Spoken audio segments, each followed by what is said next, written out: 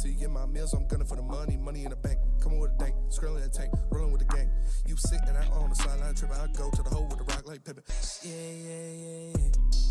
I'm okay.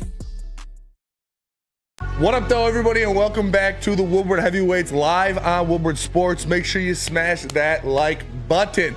Appreciate you for joining us all. I'm Spencer Raxter.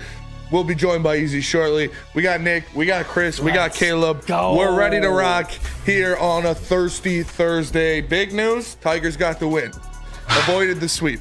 Jeez, dude, I just wanted to lower the chair. You love to see that. Tigers got the win, snuck out of that series with at least one victory. So it would have been embarrassing if you got swept by the Nationals, because the Nationals are cheeks. But we got a lot to talk about today. Are we doing this? Are we talking about this first thing on the what is it? On the intro?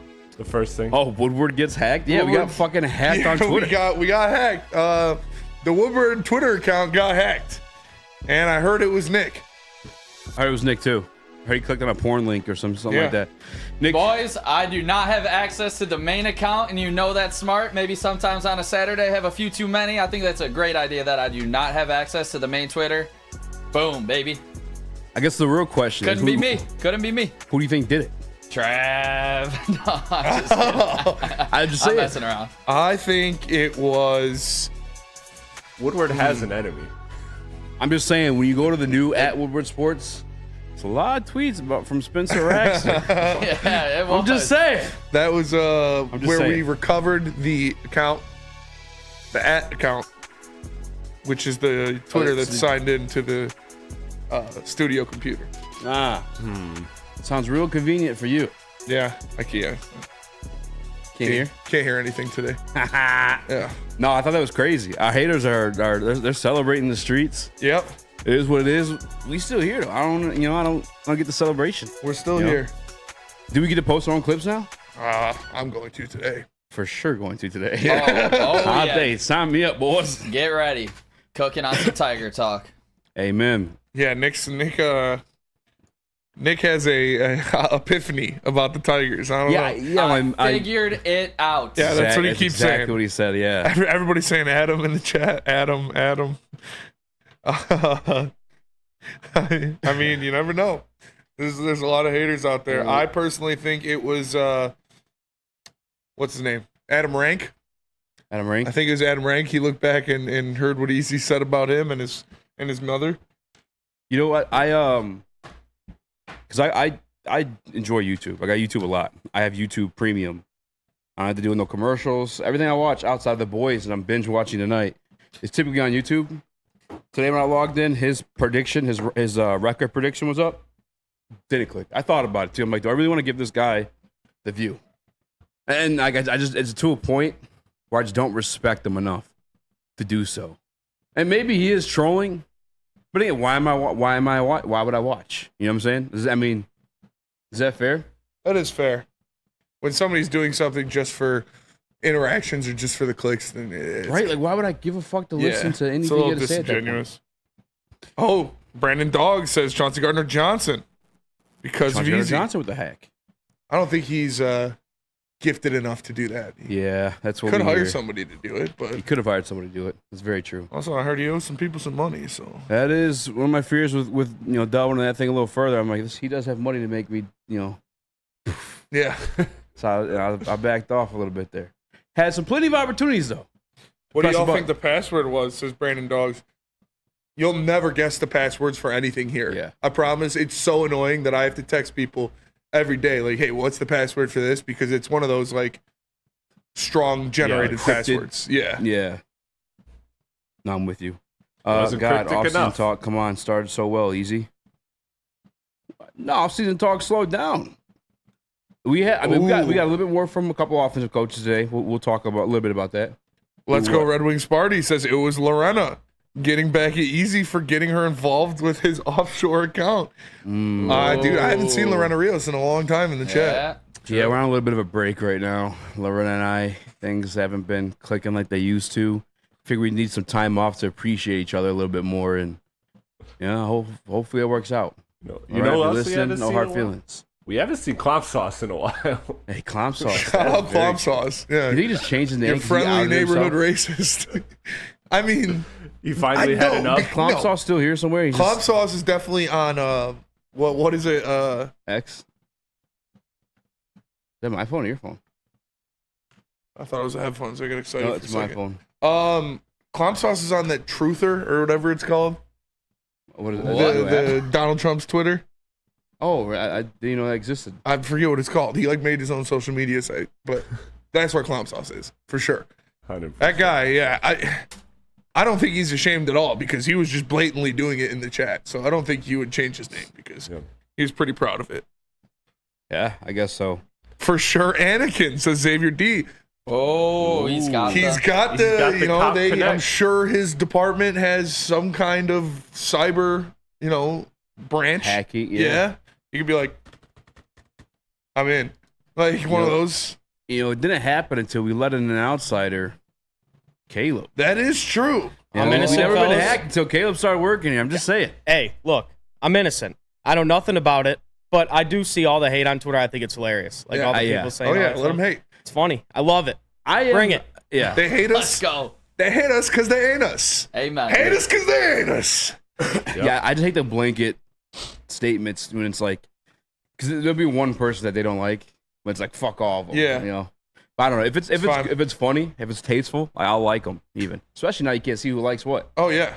If it's funny, I'm there for it. If it's just like cousinish, I just doesn't deserve the attention. Yep. But yeah, Woodward Sports Twitter has been hacked. Yeah, they're fighting to get it back. They're going to get it back pretty soon here. If I want them to get it back just because one, all my nudes are in the DMs. Oof, yeah. Remember we did that photo shoot? Yeah, I do. With the fruit baskets. That'd be tough if it got out. Yeah, real tough. I mean, Secondly- should we just leak it now? The nudes? Because it's better for us Just to get leak it ahead than of it. somebody else to leak it. That's true. Just get ahead of it. Like a Sports Illustrated. Yeah. I'm with the shits. No, the other piece though too is if they figure out how to unhack themselves, literally, we have to get TFOS unhacked at that point. Yeah. I just want the steps figured out so we get TFOS. I feel like, no, unhacked. T-Foss could do it. I feel like I tried for him. didn't work. They got his shit. Like they got the email and everything. Got it locked down. Also, does this happen like from literally just clicking a link? How do you click a link and just lose your? That's crazy. No idea.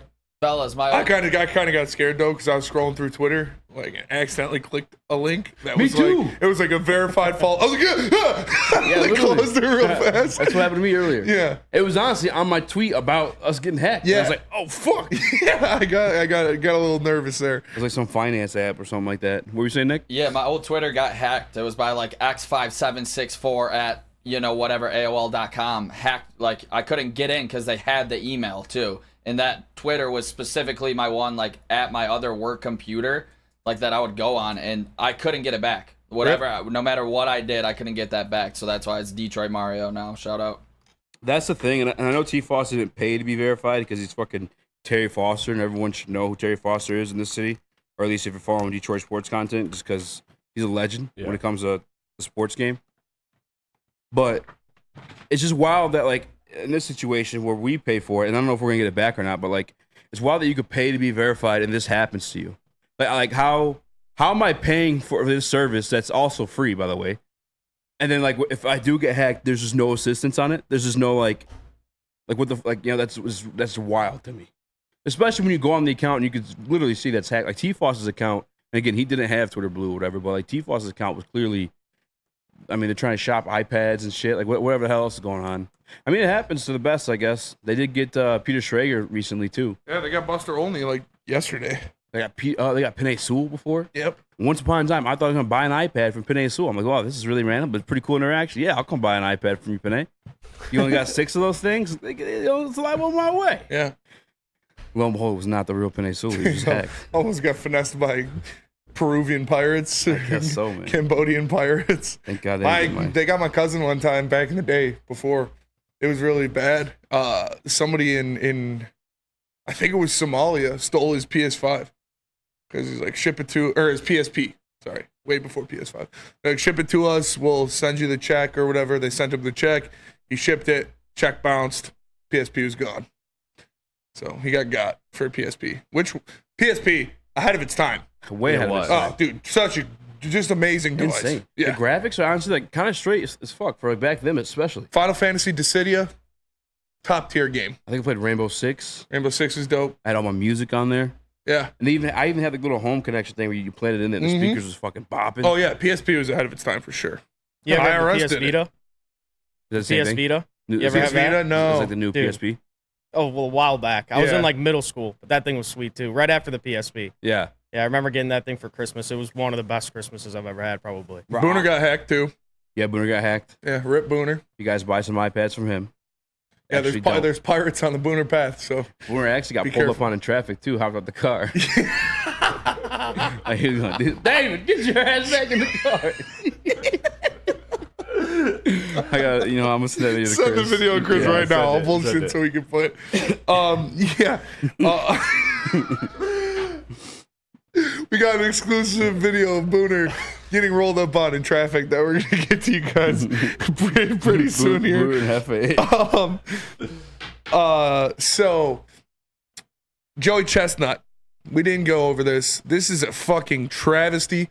This is the greatest American athlete in the history of professional sport.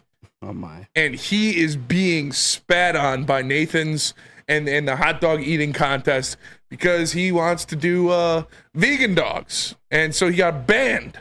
That is a picture right there. Congratulations. He got banned. yourself. And this Picture is of the Chris in Chicago. greatest athlete in the history of North American sports. Probably the history of any sports.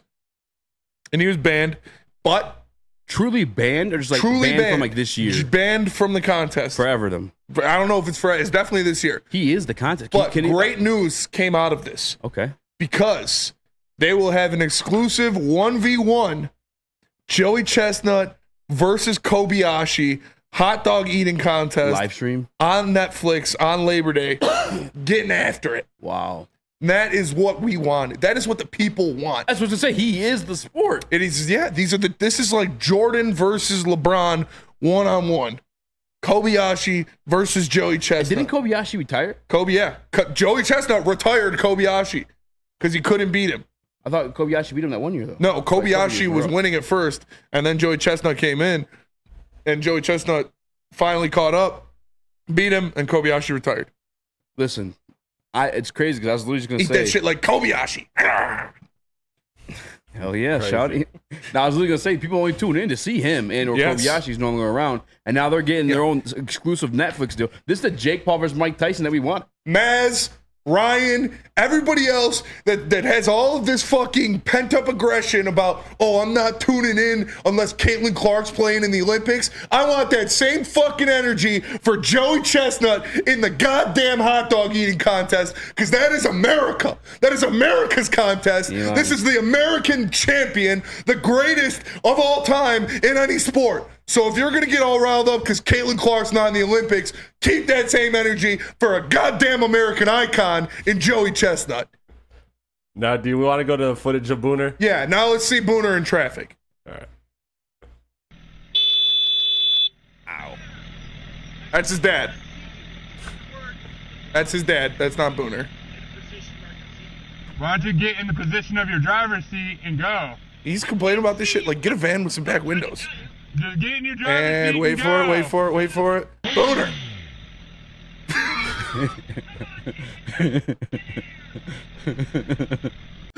Just rewind the day to the Booner part, please. You said rewind it to the Booner part? Yeah, please. All right. It's just the Booner part. Booner hopping out, ready to crash out in that He's motherfucker. sitting there gooned up, bro. You got a fucking problem, bud? You got a problem, bud? You show you how down he is, dog. Hey, yo. That's crazy. That's crazy. That's a guy I want in my corner. Straight up. Yeah, bro. No That's he's ready to ride. He was waiting there. You're gonna kick Joey Chestnut out of the fucking hot dog eating contest? You would see me with a hot dog, you'd put me in that contest. Oh man, great stuff though. Great stuff there. We do gotta go to break though. We'll be right back. We're gonna talk about some Tigers. Nick figured it out. That's all he's been saying. He hasn't given me any explanation of what he's figured out or how he figured it out. Buddy figured it out, so we're going to hear that. We got in around the diamond, but first let me tell you about Planet Fitness. Planet Fitness is the home of the judgment-free zone where anyone, and we mean anyone, Come on, David. can work out and feel comfortable. At Planet Fitness, you'll experience a squeaky clean environment that has tons of equipment, full body workout in 30 minutes, and all memberships include fitness training. You get all of that for just $10 a month, no commitment. And remember, they got the high school summer pass. High school students ages of 14 to 19 can come work out for free all summer long. All summer long. No matter where you are, there's Planet Fitness close by. More than 15 Metro Detroit and thousands more throughout the world. Planet Fitness, where your fitness is essential. Love Woodward Sports? Love wearing clothes? Then you should be wearing Woodward Sports clothes. Check out our full line of merch at woodwardsports.com. Just click on shop. We have all your favorite designs, like Dan Campbell kneecaps, Woodward golf, and of course, our own logoed out merchandise. Men, women, infants, kids all love Woodward Sports. Impress your friends. Impress your boss. Impress your dog. Buy Woodward Sports merch today.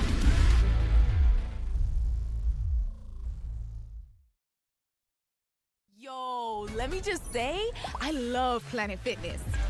Trying out Planet Fitness and dang, they got lots of equipment. Not me getting a Planet Fitness membership just for the 24-hour perk. Listen, the PF Black Card is worth every penny for this hydro massage. I'm a new man. Did y'all know that the PF app has workouts you can do at home? Cheapest therapy I can find is Planet Fitness. All the benefits, all for less. Planet Fitness, big fitness energy for all. A ton of fun, a ton of sports, and a ton of man meat. Welcome to the Woodward Heavyweights, live daily 5 to 7 p.m. on Woodward Sports. We don't like to brag that we are the toughest sports network in Detroit, but we do have a guy named Darren McCarty on our side. Woodward Sports.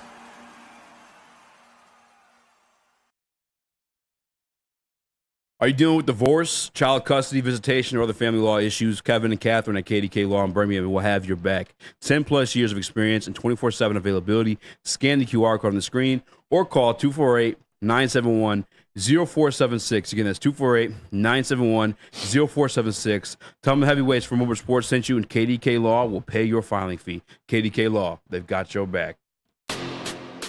Come on, David. Come on, David. He's so ready, bro. He's standing there. Boy, Shout out ready. David. Everybody needs a David in the corner. That's true. Me and Easy are each other's David. We stood on business outside of a pizza place in Royal Oak. Hell yeah. One fateful night. That's the draft night. Draft night 2 years ago. Yeah, it was. We drafted Jameer Gibbs. Yep. Had some pent-up aggression. Had some pent-up aggression for sure. But now we're happy about the picks. The Jameer one I had to wait out. The Jack one I was head scratcher, but then obviously as time went on, I started liking more. And obviously this year too, we're all expecting big jumps. Chris? That made me think of, do we have an update? Is Anson free? Or? I don't know. That's a good question. Because Anson was the reason it happened. Because literally was the reason. If Anson wasn't trying to get in a fight, I could have calmed Easy down. But I was calming Anson down, and no one was there to calm Easy down. So I turned around. Well, that guy's gonna hit Anson. And Anson's like little. It was tough. But all right, Nick. Tigers had a big win today to avoid the sweep of the Washington Nationals, or getting swept by the Washington Nationals, who were one of the worst teams in baseball. So that's good. But Nick came in today and he said, "Spenny, I figured it out." What have you figured out, Nick? I figured it out, fellas. I had an epiphany, as some say. Chris, shout out. This was me at my desk earlier. Maybe not. All right, here we go. Oh, okay, my bad. Yeah, my bad. all good. What a hater. Fellas, so I think Jack Flaherty is absolutely gone. I think Mark Canha's gone. I think Gio Urshela's gone. Wow. I think Jason Foley's gone. Wow. This is what I would do if I was the Detroit Tigers with no hope in sight besides mediocrity right now. You look back at the best teams of Detroit Tigers history. You want to go back to 2013. They didn't make the World Series, but that was their best team when they lost to Boston. You think about Miguel Cabrera. You think about Prince Fielder. You think about Johnny Peralta. You think about Torrey Hunter.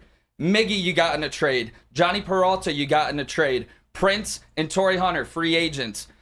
A big guy on that team, Alex Avila. He was a supplemental piece to those guys. You look back to 06. You think about the best players on that team. Maglio Ordonez, Marcus Thames, Carlos Guillen, Pudge Rodriguez. You're talking about free agents and guys that you acquired in trades. You think about the supplemental pieces of that team. A Curtis Granderson, a Brandon Inch. You think about this team and where they need to be. It's not going to happen with this homegrown talent. You need to go out. You need to take risks with trades and spending money in free agency. That's why I believe this team will sell at the deadline to get that minor league system fully cooped up, ready to go, and we spend the money to go with it. So we bring in high-level free agents along with trades when this minor league system is ready. Besides guys like Max Clark and Jackson Jobe, I would keep... So they're restarting the rebuild is what you're saying? No. I'm getting ready to unload next season. Okay. That's where I'm at with it. Fellas, thoughts? Stocking up to unload next season. Yes, because we've seen it in Tigers past. That's when these teams have been successful. You supplement with your own homegrown talent. That's not your absolute stars. I wouldn't hate that. You're talking about trading away the pieces that would help us win this year, because we're not going to win anything meaningful this year. So get rid of the guys you can get something for, go spend on somebody, and then unload everybody to get some actual to get a Miguel Cabrera, to get a Victor Martinez, to get somebody like that in the door. Yes, and you think about a guy like Vlad Jr., he'd immediately be the best person that you would have on this team after you re-sign him for the next 10 years. Yeah. You say Miguel Cabrera. Obviously, you can't expect a triple crown, multiple MVPs. You can't expect that, but that's the type of bat that you need to bring in to start this off. And then you think about your homegrown guys like a Riley Green that is not dependent on to be that MVP level type guy. You think about a Max Clark when he can come in here a couple years down the road and not be dependent on to be that MVP level type guy. A guy like Curtis Granderson, he was a supplemental piece to that team back in the day. And then you think about an Alex Avila, supplemental piece to that 2013 team. Not dependent on to be that absolute superstar, because we've seen it in the past. This team has failed to, and the city has failed to actually develop positional players. So you still have faith that Chris Ilitch is going to spend when he needs to? I don't think he has a choice, Spenny. I don't think he has a choice. I think he's got a billion choices why he won't. God damn it. I hope not. I can't see it.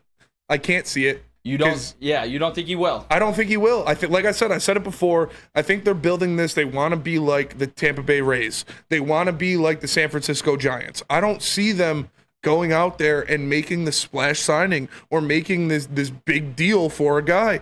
Maybe a trade when you're there and you're ready to go. Maybe you make an in-season trade. But I just can't see this regime being the Dombrowski teams. I can't see Chris being Mr. I don't think it's in the cards.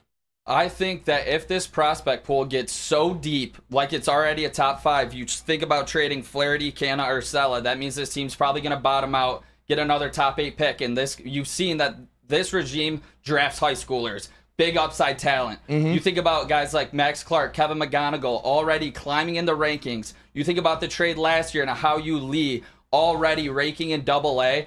If they go high upside, big prospects, and they perform at a high level, that's going to look extremely appetizing to other teams where we can trade off a lot of big pieces, but still keep, some of the big fish. When you think about a Max Clark, I would absolutely do that. And I think that this regime, I don't know if they will, but that is immediately how I would build this team into a contender and a product that this city can be proud of watching, and them getting back to the postseason where we ultimately want them to be. And we want a World Series by the end of the day. I would love that to happen too. I would love for that to happen. We've seen that happen with the Tigers, and we loved it. Those mid 2010s teams were the most fun I've ever seen Tigers baseball. Like though they had MVPs littered throughout the lineup, they had Cy Young winners littered throughout the pitching staff, but this is not the good old days, man. It's not Mr. I. It's not Dave Dombrowski.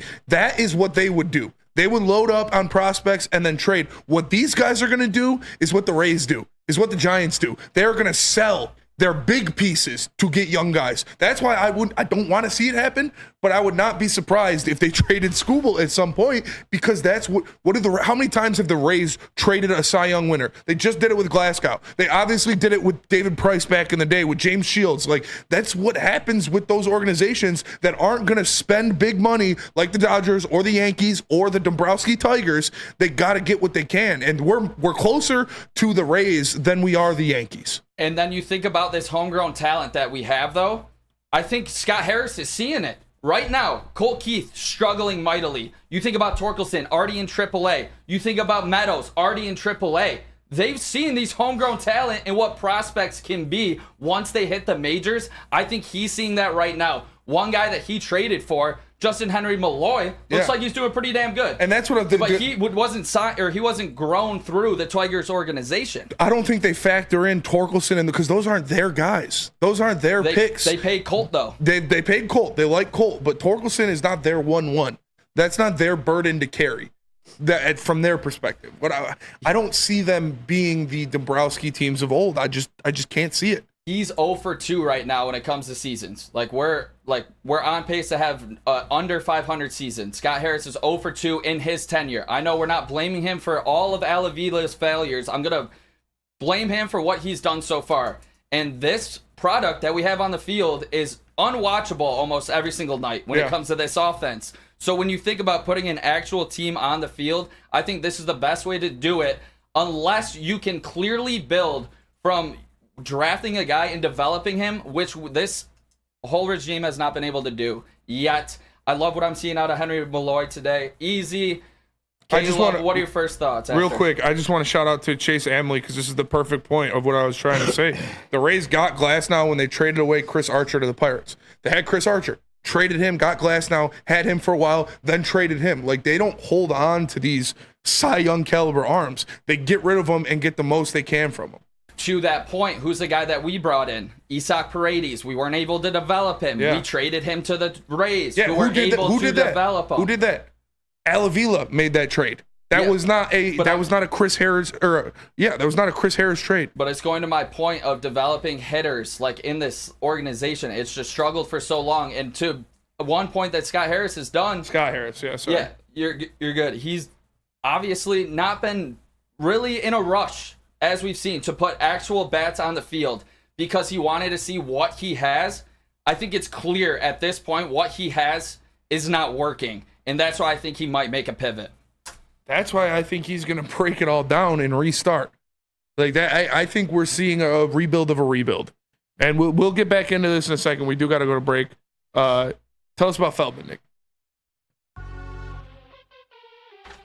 Since 1996, Feldman Automotive has been driven to provide a fast, convenient, and first-class car buying experience called the Feldman Advantage. With 18 locations, there's a Feldman dealership in your backyard. Visit FeldmanAuto.com to find the location nearest you. Catch Woodward Sports Network live from Feldman Chevrolet of Novi every other Monday. Feldman Chevrolet, Detroit's #1 Chevy dealer. I'll leave him. Braylon there with your Premier Pet Supply. Man, just looking around, who's got it better than pets?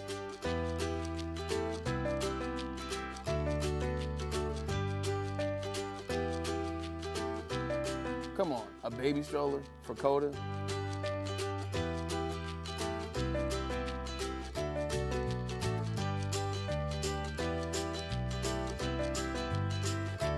A chef for Lola? Really?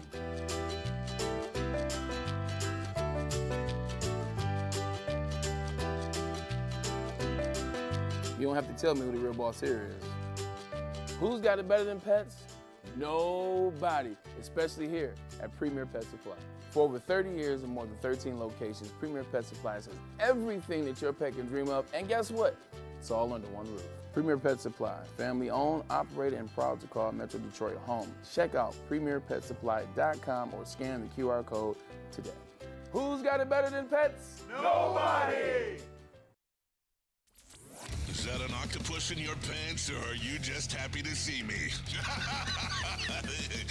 See what I did there? Go Red Wings! From Octopi Experts Woodward Sports. every single morning. Make sure you're putting on the best morning show in the country, 8 to 10 a.m. It's Wake Up Woodward. Join Kool-Aid, Flannel Sam, Broder, JB, and KG every morning as it cover all of Detroit sports, sports talk, banter, and live fan interaction. All on Detroit's #1 sports network that Twitter just got hacked, Woodward Sports. Nice. What up? Welcome back Nice. to Whatever Waits Live on WoodwardSports.com. Your boy Easy, joined by Spielman, Rax, young Chris, Nicholas Kohloff. Let's go. Who's figuring it out? He figured it out. Caleb. Let's do it. You're a big baseball guy. It's your second favorite sport. You fell silent during that one. What's going on? How do you feel? Well, I don't know. I was watching Moneyball yesterday, and Billy Bean said, It's great movie. Billy Bean said, if you're going to try to beat the Dodgers in here, you're not going to beat the Dodgers out there. Which I understand. We're not the type of team that's going to go out and give a player $45 million a year. That's not going to happen. But when it comes to, I guess my question, Nick, is when you trade, Flaherty, all those guys, what do you want in return? Younger guys? Yeah, you want prospects to then flip again. Once you get them into your organization, you flip those prospects for guys that aren't Jack Flaherty, Mark Canha, and Gio Urshela. You flip them for actual You're saying instead of getting 3 decent guys, you get 1 really good guy. Yes, that other teams could look for. Or 2, I think back at Hyu Lee last year. Yeah. He's already a top 10 prospect in our organization. He's doing really good in AA. Another team's going to look at that and be like, okay, we could use him. That's a piece that can go into a bigger trade for a Vlad Jr. Or for, just any way you look at it. I want to bring in free agents. I don't have the names right now of next year's that you could get for the low, but I'm talking you flip those prospects into actual production, not projection.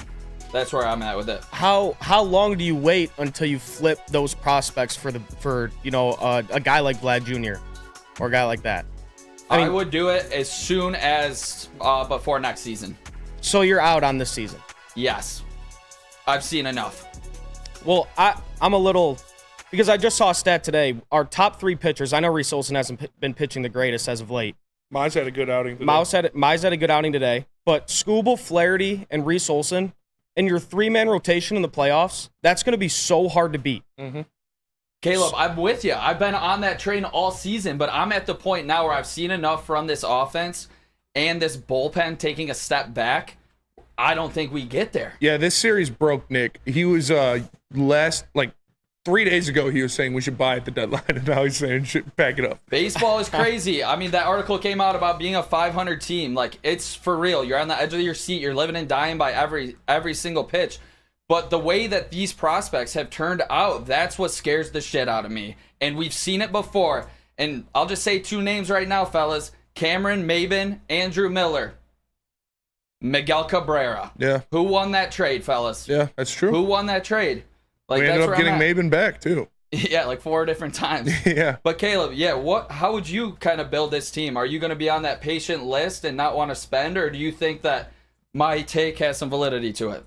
No, there's definitely some validity to it, but kind of like you, this National Series broke me. This was supposed to be your get-right series, a team that the Nationals suck, but apparently they're better than us, and you go into the series, you're at home, and you shit and piss down your leg.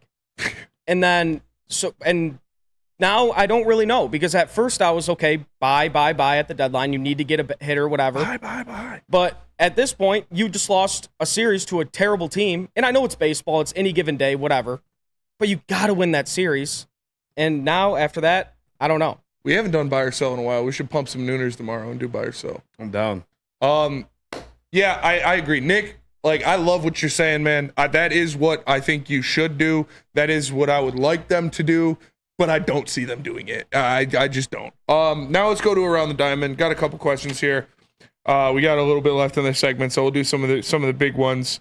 Already, I said, are you calling this another rebuild? Kind of a retool is what Nick was saying. Here we go. Justin Henry Malloy. You talk about prospects, talk about these guys coming up here working out. He had a big day today. He had a home run. He had a two RBI double, screamed them both down the left field. How are you feeling about him? Do you think he could be a piece that you hold on to? He should be your everyday DH moving forward this season to see if he is a keeper. 100%. I think he has clear control of the strike zone, it was good to see him get some extra base hits today for his confidence moving forward compared to taking that pitch outside on that full count last night for a strikeout and compared to swinging on that pitch on the corner next time around. What do you think, Caleb? Yeah, I'd just like to see more at-bats out of him. I'd also like to see him play the field because, I mean, you're a young guy. You want your veterans to DH a lot of the time, give him a day off. I'd like to see him play a little corner outfield, maybe some third base. But yeah, I've been liking what I'm seeing. Hits the ball hard. And his approach, even, he's only been up for about a week and a half-ish, and even these past couple days, the approach at the plate has looked a little bit better, and he's walking. So yeah, he's got a very good eye for the zone. That was something that stood out a lot when he was in AAA. That he's going to take a walk. He's not going to swing at a pitch 12 feet outside of the strike zone like Javi Baez. But it was good to see him get that bat opened up. He had a fucking piss missile of a home run. Like I think it was 108 miles off the bat, left field. Over the first group of stands, like it was just a fucking bomb. So you love to see that. And then he ripped one down the left field line for a 2 RBI double. So I like to see him swinging and making some serious contact because obviously we haven't had enough of that this year. Next one I got here about the starter today, Casey Mize. Obviously this season was, I don't want to say a throwaway season for Casey Mize, but you'd be happy if you got anything out of him. And I think what we've seen from him, he had his times where he's looked really good. Like today, he looked fantastic out there today. He's had some times where he's looked really bad. But this is a guy coming off Tommy John's, a guy that hasn't pitched before the season in like 300-something day or an insane amount of time before he made his last start. What do you expect we're going to get out of Casey Mize for the rest of his career? I think Casey Mize's ceiling is a 4th starter. Whoa. And that's hanging around like high 3s, maybe like top out at 4 ERA. That's on a good team. On an obvious like playoff contending team. I think he could be a 4th starter in your rotation. I don't think he has the swing and miss like was announced when he was coming out of college. I think that splitter just does not look the same to professional hitters as it did to collegiate bats. So I think his ceiling is a 4th starter. But I'd love to see the 4.73 ERA go down to 4.43 after today's start. Hopefully it keeps going in that direction, and he can finish sub 4 at the end of the campaign. Caleb, look, I mean this guy was 1-1, right? Mm-hmm. Why can't I think his ceiling is he could be an ace? I mean with Skubal there, with Skubal here, he could be. He's not going to be our ace because Skubal's going to be around for a long time, hopefully. But his ceiling should be the number 2 guy. Yeah, hopefully he should be the number 2 guy for us. And the swing and miss, all that stuff is, I feel like it's going to come back. I mean, this guy was lights out at Auburn. He was the consensus 1-1. Obviously, he's struggling right now, coming back off of Tommy John. But, I mean, I think our expectation, and I think his ceiling, should be an ace-type pitcher. I would agree. I wouldn't. I think I'm in between you guys. I can't see him being an ace anymore. I just can't. But I'm not gonna say he's gonna be the 4th starter. I think he could be a middle of the rotation guy. I think he could be that second guy in a good rotation if he's really got his stuff going. He needs to get that bite back. That is for sure missing. That swing and miss. It has been evident that he hasn't had that this year. But again, this is coming off of Tommy John's. This is coming off of almost 2 years without a start in Major League Baseball, so I'm not really putting too much into this year. Does the 247 innings and only 187 strikeouts worry you at all? Not really. If you can get outs, you can get outs. If you can get out, then no. I think, like I said, I'm not. Casey Mize is not going to be this year. This is not going to be Casey Mize. Okay. Yeah, I think he will get that bite back. I think he will get that swing and miss back. I'm just happy to see him on the mound, showing some signs of life in certain starts. I did not expect him to be that ace stuff guy this year, but seeing him out there is good for me. Yeah, I mean, he's thrown a no-hitter in the minor leagues. Like, he has stuff. Yeah. Don't get me wrong, and I hope he turns into that top-of-the-line guy. I just want him to be a productive starter for the Tigers in his career. That's why I think being a 4th starter on a playoff team is not a bad spot to be at all. And finally, before we go to break, obviously, All-Star Game's coming up, so everybody's campaigning. All the teams on Twitter are campaigning to vote for their guys. Riley Green, there was a stat sheet that the Tigers put out about Riley Green and where he ranks amongst left fielders in the MLB. OPS, 1st. Slugging, 1st. On-base percentage, 1st. Walks, 1st. Home runs, tied for 1st. And runs, 1st. Have we not been paying attention enough to what this guy is doing this year? Because I looked at that and I was like, no fucking way, dude. Like, what? But that is amongst all left fielders in the MLB. Yeah, he's been the one bright spot for this offense that you can hang your hat on day in and day out. And when I talk about homegrown prospects, he might be the anomaly. I already said I think he is the best homegrown guy that we have maybe ever. And I think Riley Green is the star of this team, without a doubt. His defense obviously isn't even up there. Top tier. He's playing Gold Glove defense in left field as well. I'm just so happy that he's on our team, and I'm happy that one of these top 5 prospects, Torque, actually turned into an absolute star. Yeah. Caleb? Yeah, I mean, when you talk All-Star game, the past years it's been because each team has to have one. So it was like fucking Gregory Soto, and then Miggy made it because it was his last year. I think this is our first time in years since probably, I'm trying to think, maybe, God, I can't even remember who our last maybe hitter Castellanos, who actually deserved it. Yes, Maybe. and this is going to be, I mean, he not just a deserves pity it. invite. Yeah, I'm trying to remember who it is. I mean, the last time it's been probably Castellanos. years. Maybe honestly, I think it was Justin Upton in like 2014 or something. Yeah. But yeah, I mean, he's a stud, and he's only 23 years old, so I'm really excited to see what he could when he finally reaches his ceiling. Easy, take your victory lap. Throw that stat up again, Chris, so Easy can see it. This is amongst all MLB left fielders. Oh, AL, sorry. American League left fielders. That's my boy right there. Yeah. Riley Green. That's my Tiger. Easy, what do you think about my thoughts on the Tigers and moving forward? The only thing, Nick, Mr. I and Dave Dombrowski were also like part of that. There are also ingredients in that recipe, and we just don't have those same pieces now, the same mindset. I think if we do get it done, it's just going to have to be a mixture of what we already have and flipping some of what hasn't panned out, like a Torkelson, maybe even a guy we haven't seen yet, like you've been saying, Ty Madden, flipping those into guys. I think we're close right now. I know Reese Olson obviously kind of fell off the cliff, and I fully understand that.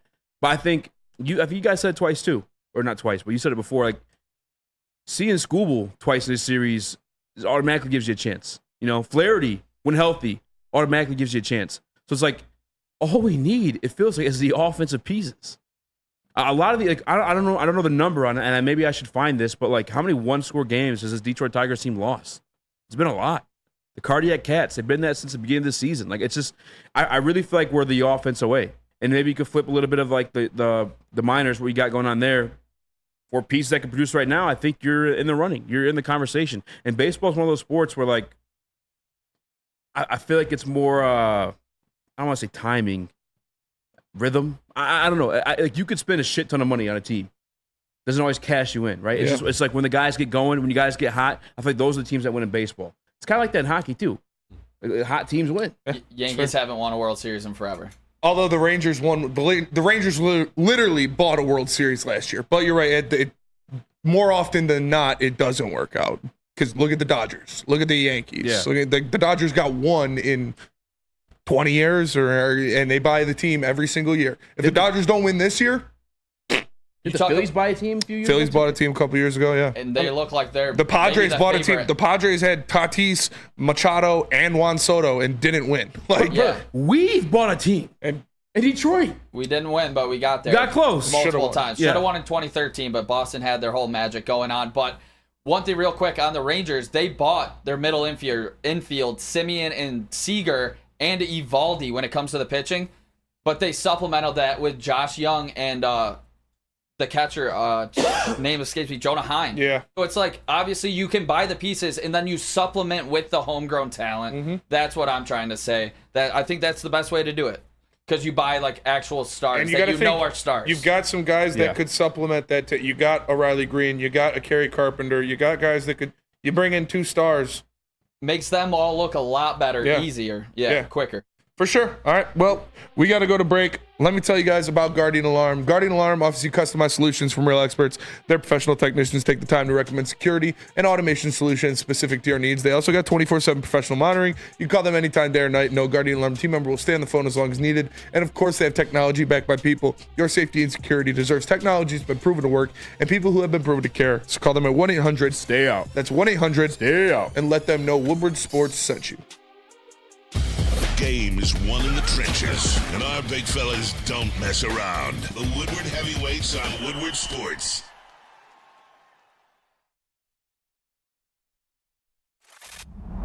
Love Woodward Sports? Love wearing clothes? Then you should be wearing Woodward Sports clothes. Check out our full line of merch at woodwardsports.com. Just click on shop. We have all your favorite designs, like Dan Campbell kneecaps, Woodward golf, and of course, our own logoed out merchandise. Men, women, infants, kids all love Woodward Sports. Impress your friends. Impress your boss. Impress your dog. Buy Woodward Sports merch today.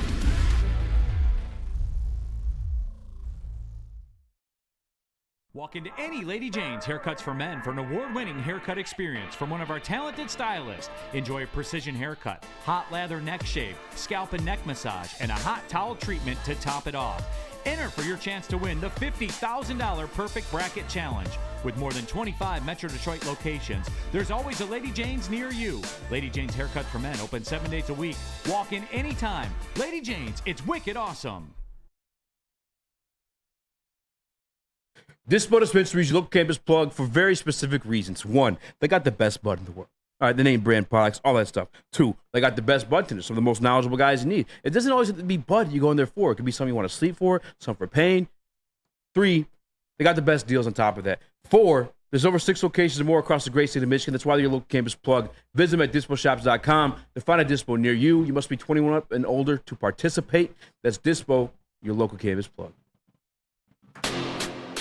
Bong, Journo, and welcome back to the Woodward Heavyweights live at WoodsportsCom. I'm Easy, joined by Spielman, Rax, Young Chris, Nicholas, Kohloff, Caleb in the building. Smash that like button, be a friend, tell a friend, share the stream, and find who hacked us on Twitter. Yeah.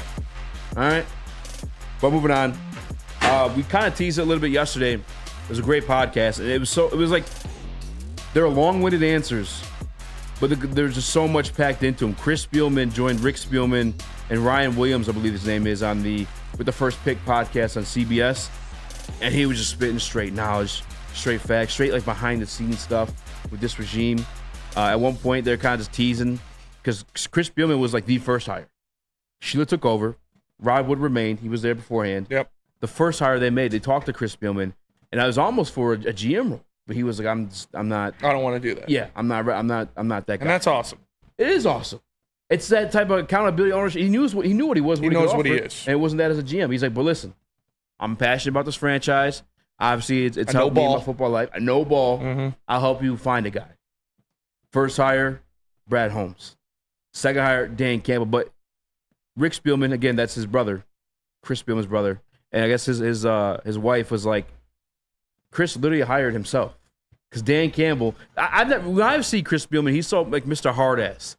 Fucking still the fat neck linebacker. Oh, yeah. I never see him cracking smile. He did an interview on E&E. I didn't see him smile once. I don't know if he's having a day that day or what. I think that's just who he is. But this interview with his brother, Ryan Williams, he was kicking back. It was phenomenal. If you guys haven't caught it after this show, I'd recommend it. But here's a clip from it. This is Chris Spielman talking about how Dan Campbell and the boys are going to handle the pressure of this season. How is Dan, and just as the leader of the organization, leader of the team, handling it any differently, or if he is handling it any differently, the expectations put on this club going into next year? He gets more pissed. Well, like, oh my gosh, everybody's supposed to be better. Well, we're going to be better. I mean, we added some pretty darn good pieces, right? I think hopefully he's had a really good spring, I think, is Carlton Davis. A big, long corner from Tampa that we got. You bring in Terry Arnold and Ennis Rakestraw. You look at DJ Reader. Hopefully he'll be ready by the start of the season from Cincinnati. right? You look at the players that we've added along with the core that we have. I think we're going to be a better football team. Like I told Ben the other day, he asked me what I thought about the Springs compared to 21 and 22 heading in 23. And I said, Ben, this is by far the best spring that we've had. And I think you can just see it, right? You can see good players, man. And my first year here, I thought, oh my gosh, I thought the UFL started early in Detroit when I first got here. It's not against anything in the UFL, but there's a reason why guys are in the UFL or the XFL or whatever it is. It was bad. Great guys, don't get me wrong, but I cannot tell a lie, and I respect you two to not to tell you the truth. We didn't have a very good team, right? We had couple good players here and there, but it was basically, and we'd be lying if we didn't say it, this was tore down completely, man. Completely tore down and started from over. I mean, we're starting, I don't know. I can't remember how many rookies started that year when we won 3 games. I think maybe I don't know. We might have had 6 or 7 starting rookies, about 4 of them undrafted free agents, rookie free agents. So, but no, he just gets, it's his edge, man. Well, Chicago's going to be better. And they are. Very well maybe. Green Bay's going to be better. Very well maybe. Minnesota will be. That's great. What are we? Or we just stand in place and do nothing and let everybody catch us. And you embrace the tag of being the hunted, which is awesome. You embrace that. You don't run away from that. My 2 initial takeaways from this. First thing is Chris Spielman literally hired guys that would have drafted him. Like Chris Spielman is the epitome of a Dan Campbell, Brad Holmes guy. They would have used a 1st-round pick, a top 5 pick on Chris Spielman, especially because he was a fucking dog at Ohio State. Stories at the end, towards the end of the podcast, it leans more towards stories in Chris's career. Yeah, wild shit. He was a madman. There's one story he tried to tackle Jerome Bettis, and his bicep or his pec got torn. It was up here in his shoulder to where his arm got frozen, and he literally just asked a teammate to punch it down. And that happened in the first quarter of the game. He just finished out the rest of the game. Just kept going. Sparingly, it would spasm back up. And same thing.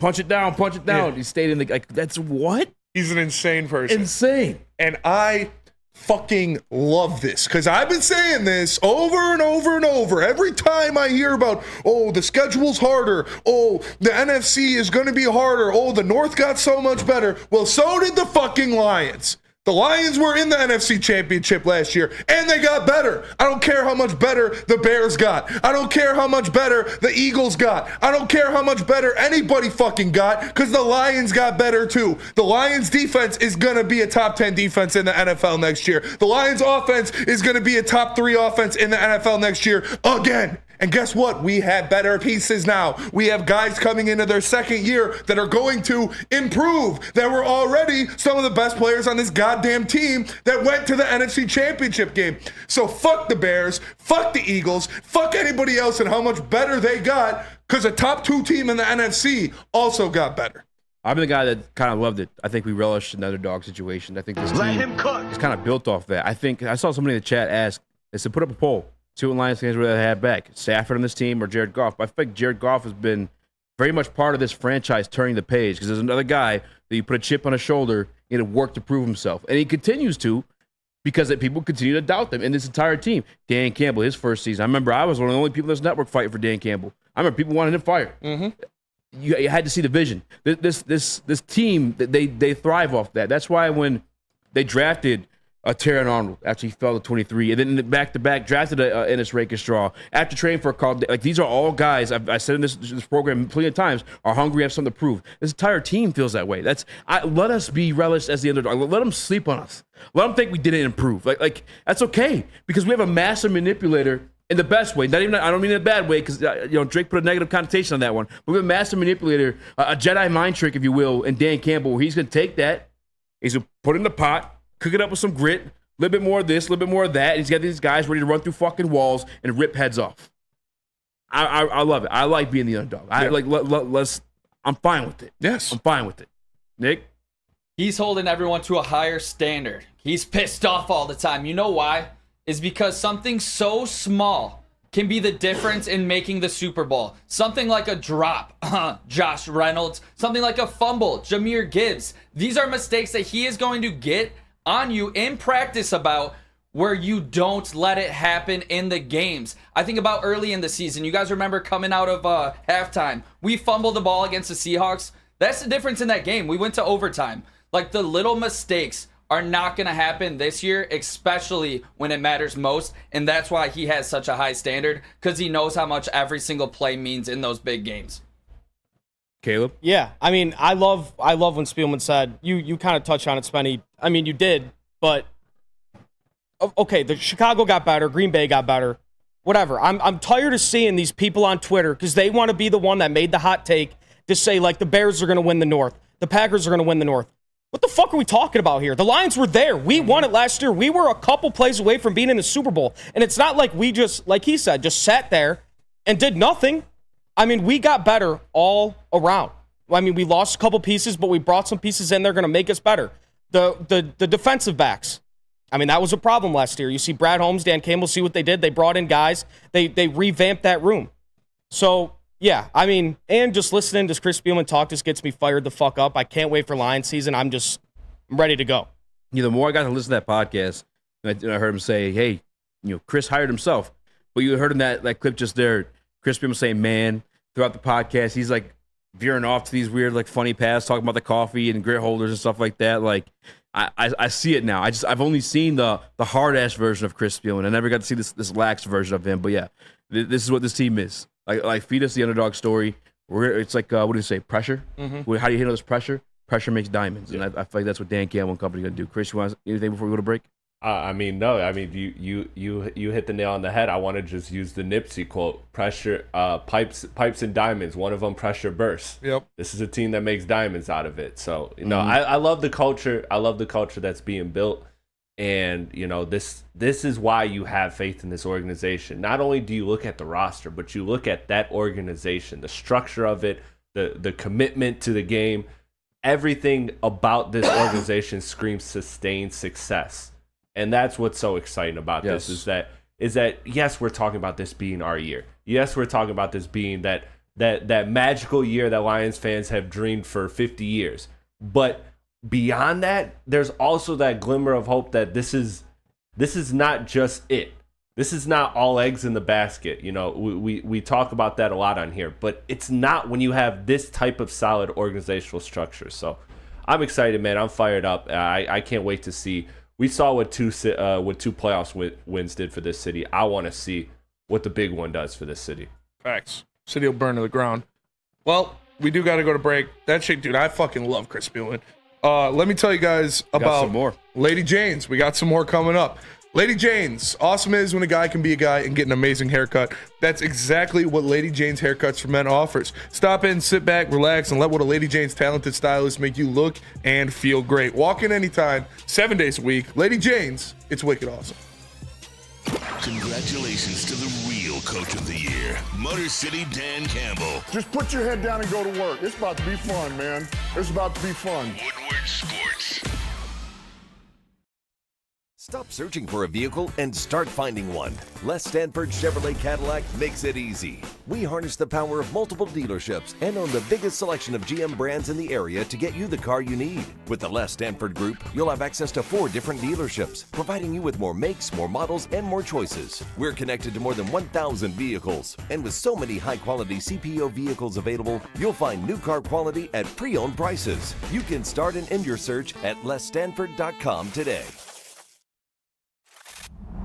Love Woodward Sports? Love wearing clothes? Then you should be wearing Woodward Sports clothes. Check out our full line of merch at woodwardsports.com. Just click on shop. We have all your favorite designs, like Dan Campbell kneecaps, Woodward golf, and of course, our own logoed out merchandise. Men, women, infants, kids all love Woodward Sports. Impress your friends. Impress your boss. Impress your dog. Buy Woodward Sports merch today.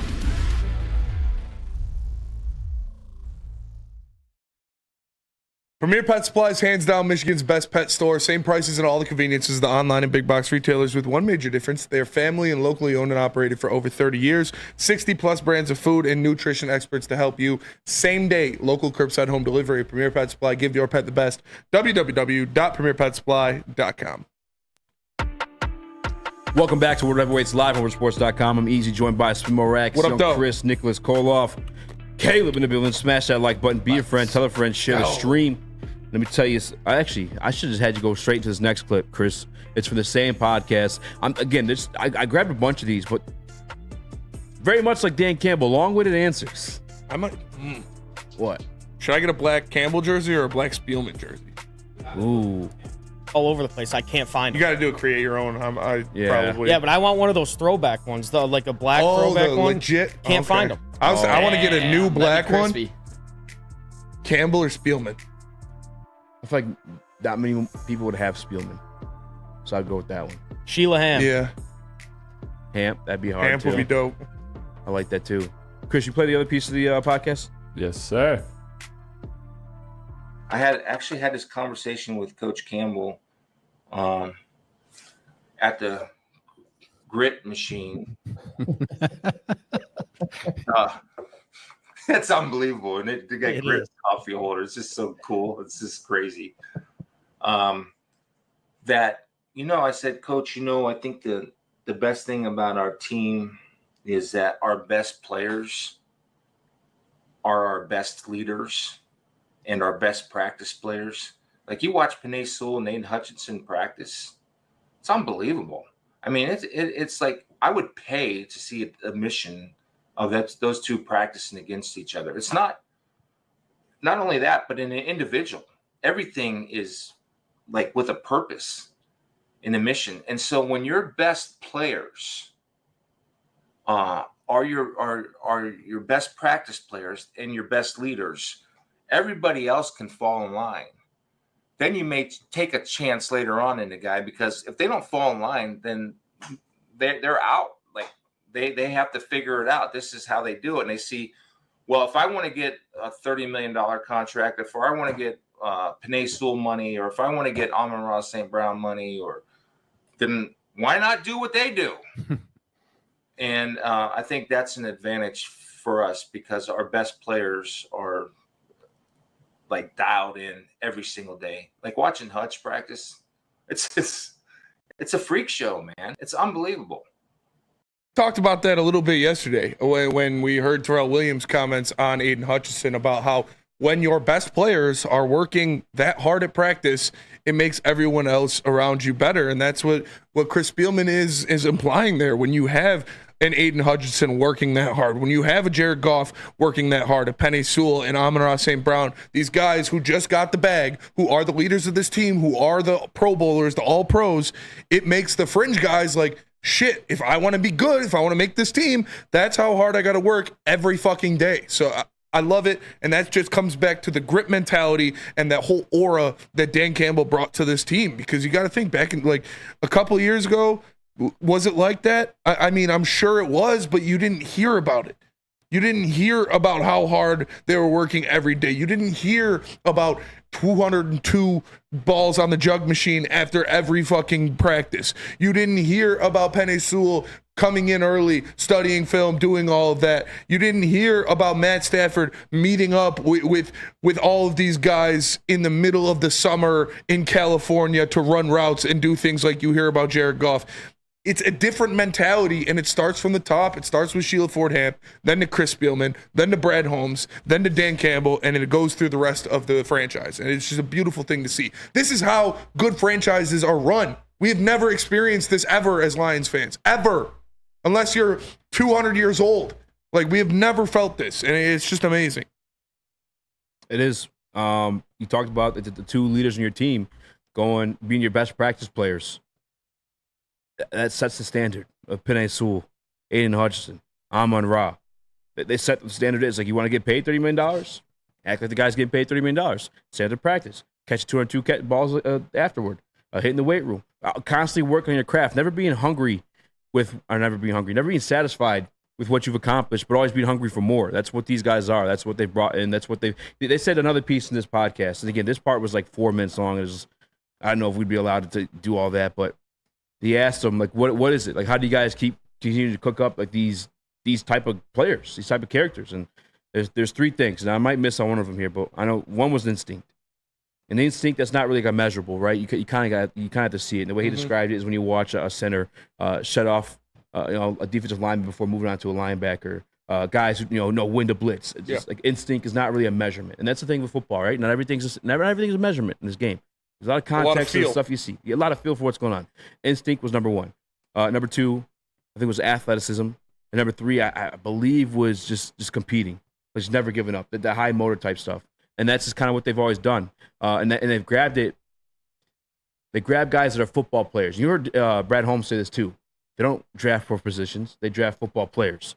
I remember I was once upon a time ridiculed for being in love with a guy named Kyle Hamilton. Not in love with him literally, but as a football player. But he played the safety position, so you can't take a safety in the top 10, top 5 pick. You can't do it. No, he's Best a ball. safety in the NFL. Best safety in the NFL right now. The only other one in the conversation, Antoine Winfield. Like Jahmyr Gibbs, pick number 12. You have the football player. Jack Campbell. Yeah, there's some stuff you had to learn. You got yourself a football player, a leader down the line. Sam Laporta. Ryan Branch. That Iowa offense, there isn't an Iowa offense. You know what I'm saying? But you identified a guy that was constantly competing, had athletic traits, and had a feel for the game. That's one of Sam Laporta's best traits, in my opinion, is his feel for the game. Beyond that, and again, that's going to grow a whole other year after being in the NFL last year. But it's just that's how they built this team. And I remember Dan Campbell had that sit down with, I think it was Jason Garrett, and he's like, "Yeah, I try to draft guys that had my mindset, but in like more athletic bodies." And it's it's that grit mindset. It's just constantly competing, constantly getting the feel for the game, constantly working on your craft, and you just when your best players are those type of guys, it trickles on down. And you already said that everything from the top 2, from Sheila to Chris to Brad to Dan to now Ben Johnson, who's going to become, I believe, a good head coach in this game. He's not going to take any situation, right? He's going to take one that's going to give him the best opportunity to get that second contract. You heard him say it literally in a presser after, I guess it was 2 weeks ago, whatever it was. They're just, I love this team. I love this team. Every cliche you could think of, they live by it, and they prove that, the cliche is the reason. It's just to pass on recipes of success, Nick.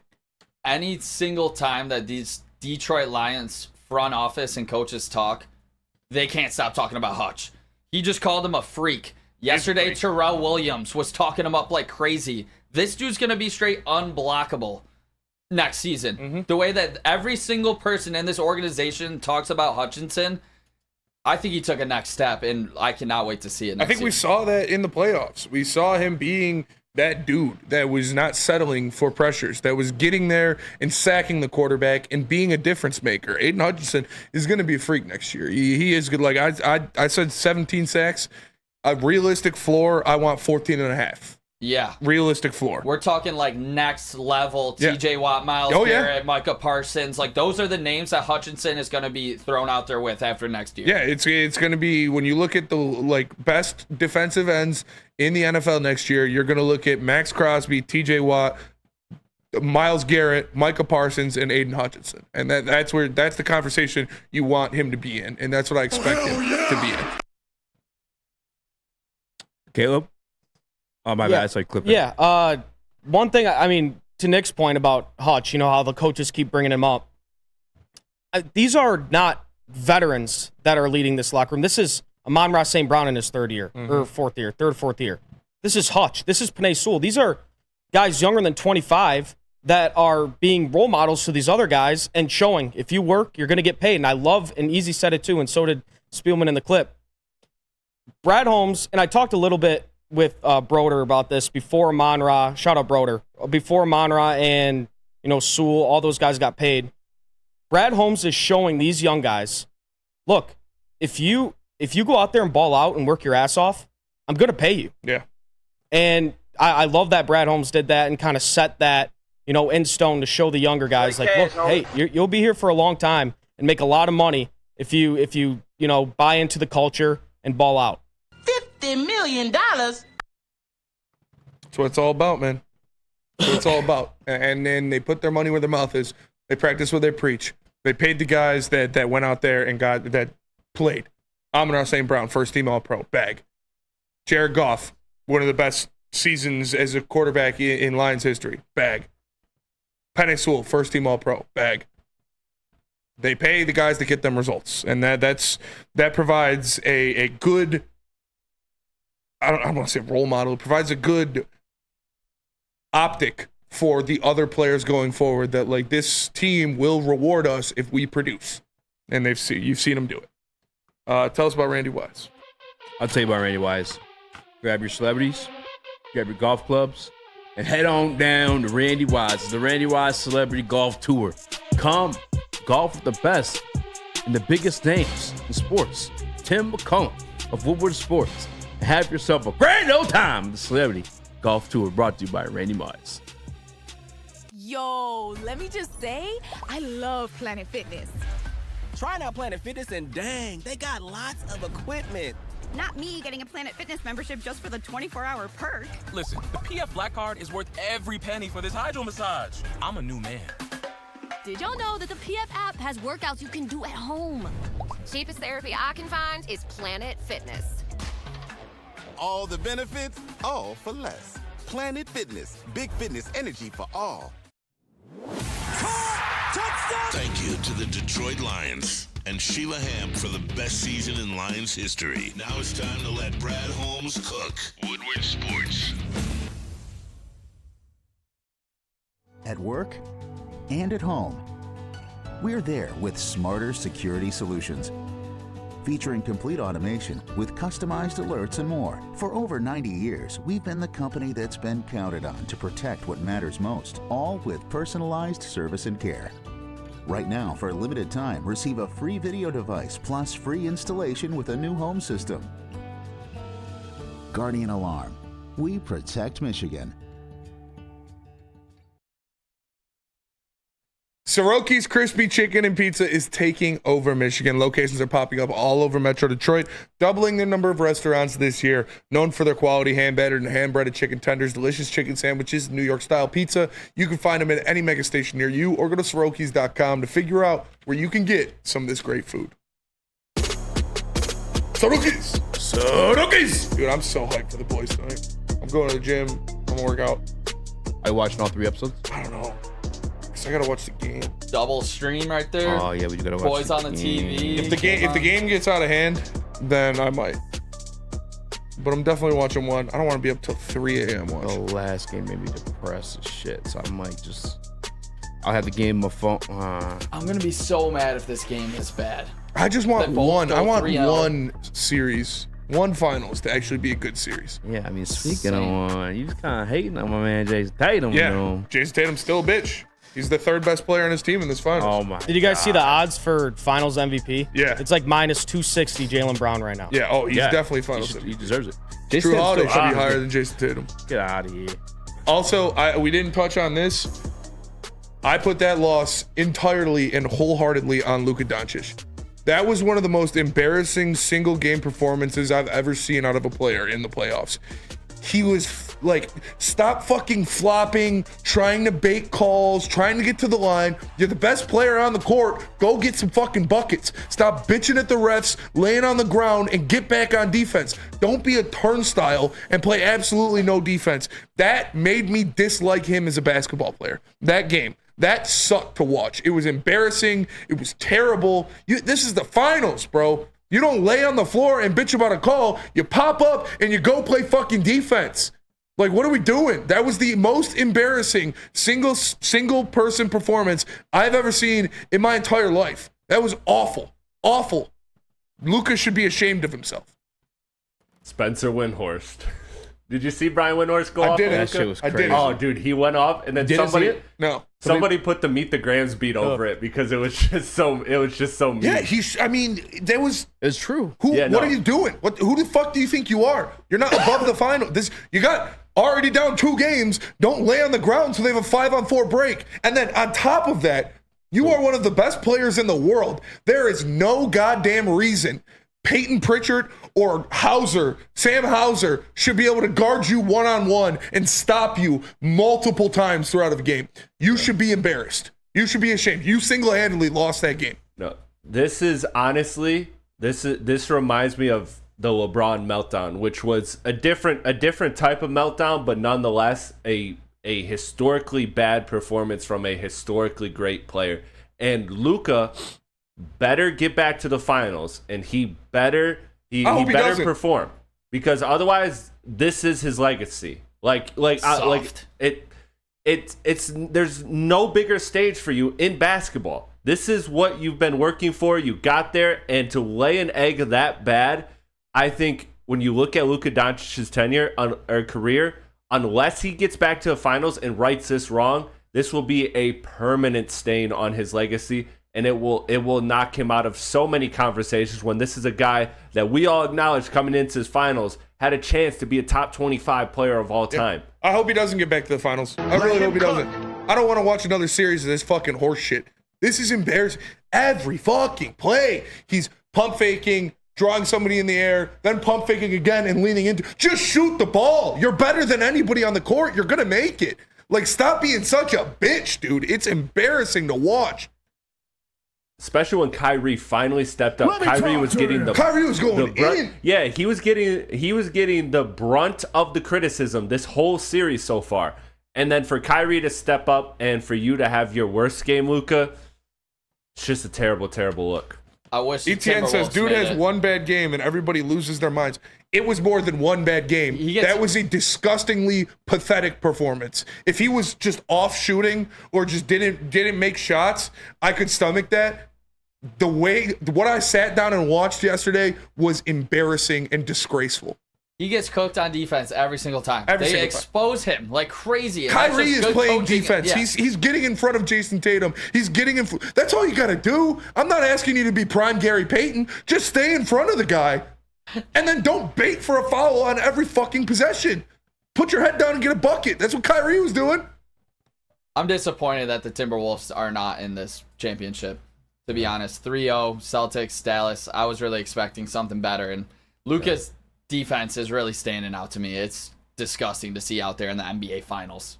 Hey, man, I got to credit Boston. I have to credit Boston. I was hating on them. That was like, this is the first series in a while where I was like rooting with my heart, and I was rooting for Dallas. And, you know, Boston, I just got to give them credit, because losing Kristaps Porzingis, their only true rim protector, and to still have that great of a defense against what is that great of an offense, I thought was incredible. I mean, this is some of the best collection of perimeter defense I have ever seen in my life. They're playing unselfish team ball, drive, kick. Not just one drive and kick, but three in a possession. Like, they are working the ball around. Everybody's touching it, getting involved. This is, honestly, if I didn't just root against them so hard, I would be appreciating what great basketball they're playing. Mm-hmm. He's a top 5 player in the NBA. Luka. You can't do that. Yeah. You can't go out there and have that performance. I'm just saying, you was hating on Tatum. He's about to get that ring. You know. Yeah, he got carried. And he's about to get it before. He did not get carried. He got carried for sure. He did not get carried. For sure got carried. You admitted the other night. The way he's able to still pass and be effective. Like, he's still effective in the game. Yeah, for sure getting carried. Not getting carried. I would say Jaylen Brown, Derek White, and Drew Holiday are all more impactful for this championship than Jason Tatum. That's cap. That's wild. If Jaylen Brown wins Finals MVP, like, does that? Yeah, because right now he's the favorite, and I expect him to, because unless like Holiday just has one more crazy game, but I don't see that happening.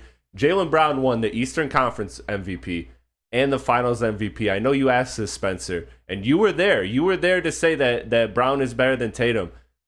It's his team. I think you kind of need to look at that, because winning both of those rounds back to back and being the best player on your team, the highest stakes in your franchise's history in over 15 years, I think that means something. Over 15 years, they've been in the finals like every other year.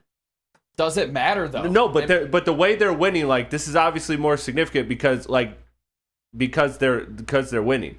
It does. What? I mean, it does. He still gets his ring, but like, this is Jaylen Brown's team. He's the best player on the team, and it's really not close. I don't think I think it's Tatum's team. I'm not taking that away from Tatum. I think they played team basketball. There's no shame in that whatsoever. Here in Detroit, that's how we've won our championships. Have been team basketball. I mean, Isaiah, a little bit of a star, yeah, but like, it's been team basketball. I don't understand like the if you're going way out of your way to try to shut on a guy that's contributing to winning these games. especially the last two. If you want to argue the first one, sure. Well, but even then, he's still grabbing these extra chance boards. He's still facilitating the ball. Like, I can't exclude him for why they're winning. That's just crazy to me. Yeah, Chris, do you look at Steph Curry any differently because he didn't win those finals MVPs? No. That was a big talking point of everybody. Yes, it was a big talking point. It's just a talking point right now. He was it's just talking point, but you don't look at Steph. I don't look at Steph any differently. Do you guys? I mean, he does kind of fall flat in the finals for the majority of his career. Steph. No, he hasn't. He really has. He had one great finals performance. Well, hold on. What is that not? You don't agree with that? No, I don't. Steph, you're saying Steph is lights out in every finals he's ever played in. No, he wasn't. I'm saying he's not been bad at all. He has one that he was really good. The other ones he hasn't lived up to his level. Where he obviously had to delegate, or not even delegate, but KD was the best player on the team. That's who's going to carry that one. For sure. He had 2 rings in that situation. He had good numbers against the Cleveland Cavaliers. The only reason why Iguodala got it is because he was the only guy trying to stop a fucking Super Saiyan LeBron James in that series. The only reason that Iguodala got it was because there was nobody else to give it to. So they were like, Steph's numbers in that series were good. Then why didn't he win it? Because Iguodala was the only guy guarding LeBron. He didn't guard shit. LeBron led everybody in every single stat. If Steph's numbers were really deserving of the MVP, he would have won it. He could have easily got the MVP in that series. And I was a guy who doubted that too, by the way. So was that 2013? 15, 17, 18, and 22 is Steph's championships. So I'm going to ask. 15? Yeah, I believe so. Chris, so it does taint your perspective of Tatum going forward if he doesn't win Finals MVP? Because I look at Steph as one of the best players of all time. Yeah. It doesn't make me think any differently that Steph didn't win 26 those No, MVPs. it does split hairs, but again, you have to acknowledge splitting hairs. Like, I'm not sitting here saying, like Easy's saying, Tatum's still contributing to winning basketball. Yes, he is. I'm not saying that he's not doing anything. But the thing is he playing like the best player on this team? No, he is not. That's just a flat out answer to that question. But brother, that's how they play. They play a team style of basketball. That's half the reason they're winning right now. Last night, the very first basket by the Boston Celtics. I agree, but that was goes the reason into why your I was like, evaluation damn, of Tatum. they're not going to beat them. The fact that like Tatum dropped it off to Brown could easily selfishly and was good enough to make a lay or take at the rim. Instead, he passed off to Horford for that one-hand touch for the first point. They constantly move the ball. They constantly get that open shot. It's the way the Spurs kind of used to play this too. This is a guy in Jason Tatum that averages 27 points per game in the regular season. That's a regular If you talk to Shaq, says it every time. Charles Barkley says it every time. Elite players, the guy, you need to enhance your stats by at least 5 points per game in the playoffs if you're that guy. Jason Tatum, there's levels to this shit. He's not a bum or anything, but he is supposed to be that guy, and he is not that guy in the playoffs. That's all I'm saying is I'm not trying to take away from from how good Tatum is. I'm just trying to contextualize it. That's all we're doing here. Like, is he contributing to winning basketball? Yes, but that's a separate conversation from are you the best player on your team? Mm-hmm.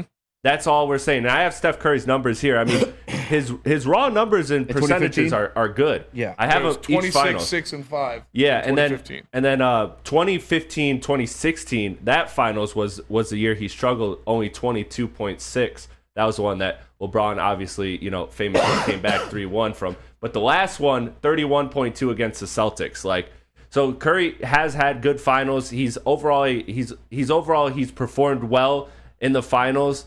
So I don't agree with that part of your point, Spencer. But yes, in totality, it does mean something that Kevin Durant got MVPs over Steph Curry, just like it does mean something that Shaq got MVPs over Kobe. It's not saying that these players aren't great. It's not saying that they aren't all-time greats. All 4 of those guys I mentioned are top 20 players of all time. Mm-hmm. But when it comes to those debates of who's over who, things like that split hairs. Yeah. And that's that's just what happens. The fact that Curry has 2 MVPs, the fact that Curry has won way more games than Kevin Durant, the fact that Kevin Durant has flamed out on multiple teams, that works against him. Just like Kevin Durant getting Finals MVPs over Curry works in his favor. It's a whole conversation. It's not just one point. Yeah. There's layers to it. So that's what you're talking about then. Let's be clear. When it comes down to maybe like all time. We're talking about this is where Chris, you're making a whole different point. Some point from like what Nick and I were saying. We're more so attacking Spinney, trying to say that Derek White is over him in the conversation. This Drew year. Holiday is over him in the No, they're not. Drew Holiday. The only one close enough to the conversation is probably Drew Holiday. Yeah. From game 2.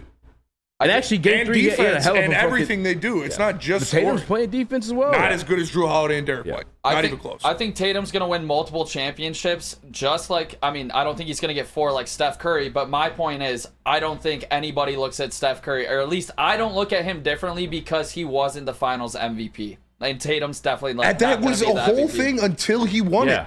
You can't say it with everybody looked at him differently until he finally won that in his last fight. Everybody's like, yeah, he's never won finals MVP. It was a talking point. But and that's what it is. We're not saying, I'm not saying he's a bum. I'm just saying he's not that guy. And he's not. Yeah. It's been proven.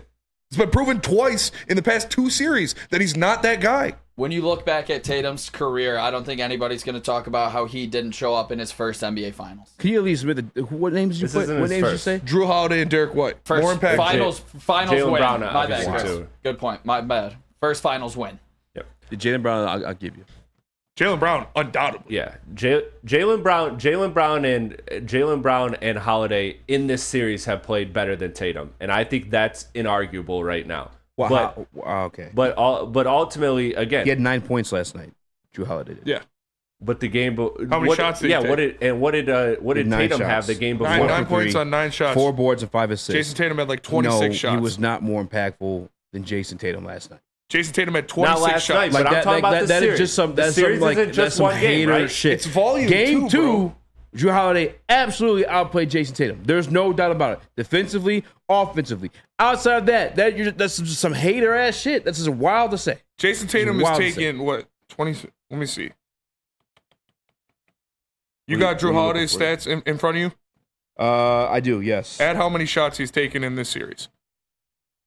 Because so far in this series, Jason Tatum has taken 64 shots. There are volumes. Like Jason Tatum, yeah, he had 31 points last night on 26 shots. That's Drew Holiday had 9 points on 9 shots. You guys remember when Jaylen Brown was on the block last year? Yeah. Oh my God. Yeah. Wish we would have done that. For sure. I wanted, yeah. Yeah. But we do got to go to break. Tell us about Swiss. Swiss Insurance, guys, the best in the business. Make sure you hit up my guy Mark at SwissINS.com. Again, that's Mark at SwissINS.com. Make sure those rates are climbing up. Make sure those deductibles aren't doing the same. It's Mark at SwissINS.com. A ton of fun, a ton of sports, and a ton of man meat. Welcome to the Woodward Heavyweights, live daily 5 to 7 p.m. on Woodward Sports.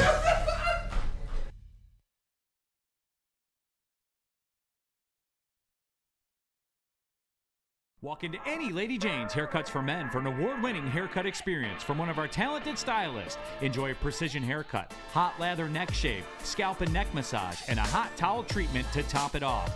Enter for your chance to win the $50,000 Perfect Bracket Challenge. With more than 25 Metro Detroit locations, there's always a Lady Jane's near you. Lady Jane's Haircuts for Men open 7 days a week. Walk in anytime. Lady Jane's, it's wicked awesome. Love Woodward Sports? Love wearing clothes? Then you should be wearing Woodward Sports clothes. Check out our full line of merch at woodwardsports.com. Just click on shop. We have all your favorite designs, like Dan Campbell kneecaps, Woodward golf, and of course, our own logoed out merchandise. Men, women, infants, kids, all love Woodward Sports. Impress your friends. Impress your boss. Impress your dog. Buy Woodward Sports merch today.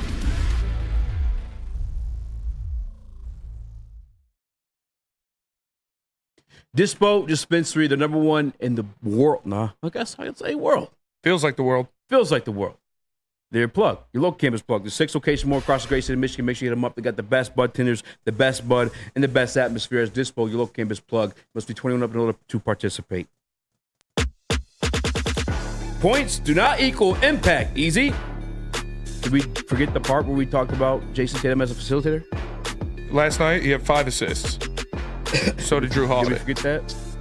The game before, he had like 12. He had 12 assists in game 4. Yeah, I can't put Drew or Derek White over.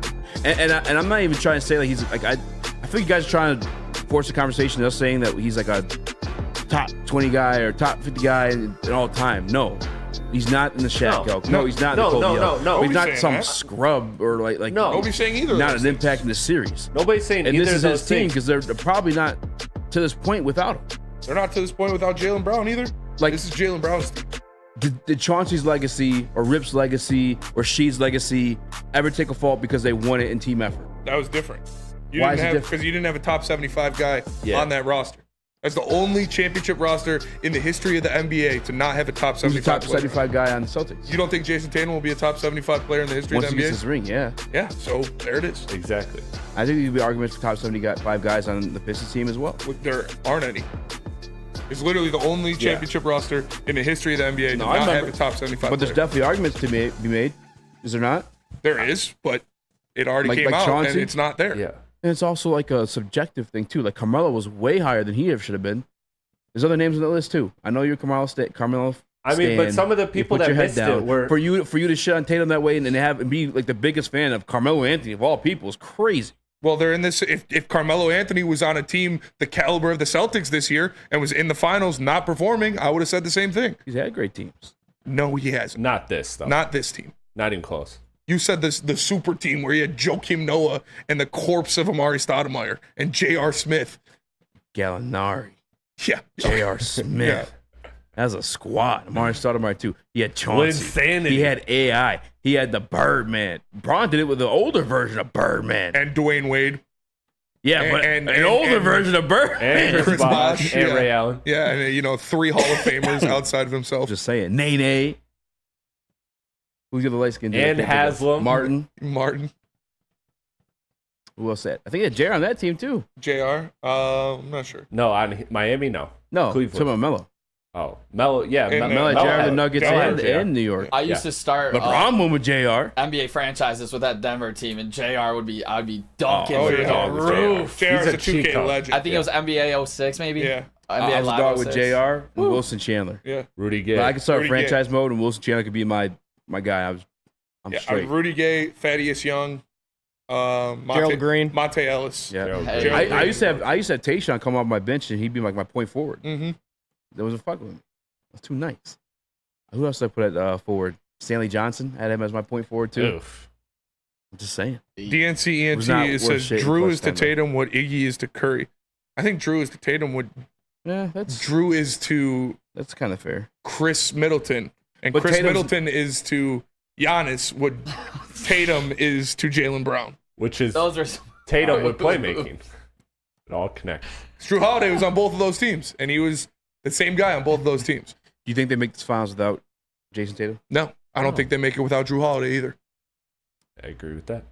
I think they make the finals without Drew Holiday. They literally have. Maybe don't win it. without Maybe him. because They for of sure the don't win it health of without the him. East and the fact that they kind of had a cakewalk. But like, do they actually win this series without Holiday? I don't think so. No, they don't. Yeah, I don't know if they win this series without Drew Holiday, but they've made the finals literally without Drew Holiday multiple times. They won it without Tengus Pengus Once. though. Got to give them credit. Fellas, Tatum, 26 years old. What's this Holiday's guy's won a championship What's without this guy's Tatum. ceiling? I mean, can you see him getting better in these spots, Yeah. which Yeah. obviously he hasn't been this year, but can you see him obviously progressing? I hope so. He's I hope so. 26. Like how many championships do you He's guys gonna- think this Celtics team is going to win? I don't They know. gotta stay as a team. They got That's the thing. lucky. I They got agree. lucky this year. They had this is like a I don't want to say Raptors-esque run because the Raptors got even more lucky than they did, but Did they really? the injury-plagued East was paved in gold for them to They win. would have made it they've been there, dominant. though, bro. They've been They're dominant. still a Yeah, good team. but I don't know, man. If Giannis and Dame were healthy, do they win that series? I don't know. I mean, you've seen the way Drew Holiday's locking up these perimeter or these guards. Yeah, who's Why guarding is- Giannis? Nobody. Nobody. Kristaps? Nobody Kristaps can guard Giannis. with his broken feet. Yeah. It's. I mean, again, if my grandmother had wheels, she would have been a bike. So you can't really say if this guy did. But every single team in the East, other than the Celtics, had multiple major injuries. Yeah.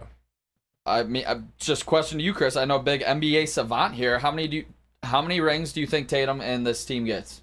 I don't know because I'm kind of starting to think that the NBA is in almost like a NFL type of parody. Like it's not quite there, but it's starting to get there. We haven't had back-to-back champions since the Warriors, and I see it like every year. It just I forget who these said top it. teams are close. I think it was Neil, or it might have been Braylon, but they're talking about how this is like a buffer ring. Yeah. Like it's going from the LeBron Curry era to whoever's going to take the throne next. and this is where we're seeing that. So, I mean, I think Denver will be back. Yeah. I think in the East, I do think Milwaukee will be back. Who knows if the Knicks trade for Cat instead of like trade Julius Randle for Cat, maybe they'll be better. I don't know. The East is wide open. Yeah. But the West, I think the juggernauts are going to come out of the West. I agree. Like with they that, normally you do. got OKC, like You got OKC sitting there. You got Wemby in San Antonio. Yeah. If they build a thing around that dude is a fucking freak. Dude. And not to mention, they have like the easiest card to get Trae Young of all the teams. Yeah. Do you want your picks back, Atlanta, so you could properly rebuild? Give us Trae Young. Like they have a cheat code to get to pair Wemby though with Trae. Yeah, like, Wemby's the guy you need with crazy him. It'd be a great fit. Yeah. I just hate Trae Young. You can play defense for him too immediately.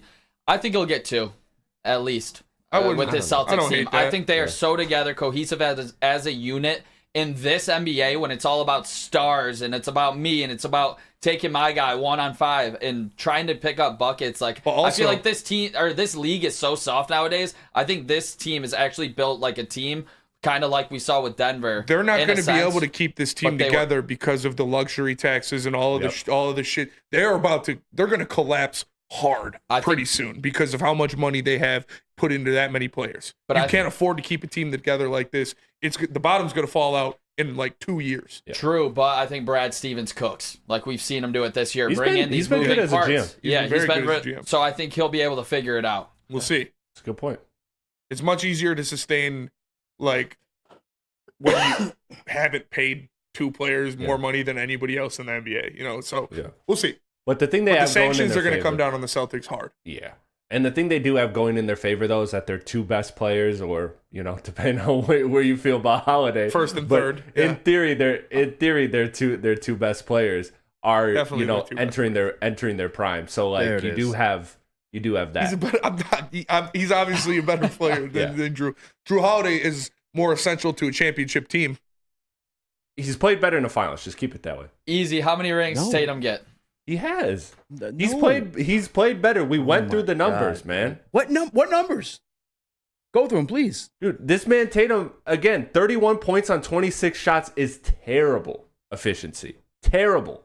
I think he was Carry on. What's the rest of it? 12 from 3 or something. I don't know. You had it in front of you. So. No, Chris, you're the one that said we did the numbers. I want to hear the numbers. Jason Tatum, I don't 31 points on 26. I'll be honest. I don't think we had the numbers. Jason Tatum, 31 points on 26 shots, 4 of 13 from 3, 6 rebounds, 12 assists, 1 steal.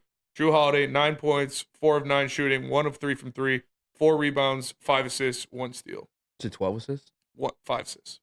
They both had 5 assists in the last game. Last night.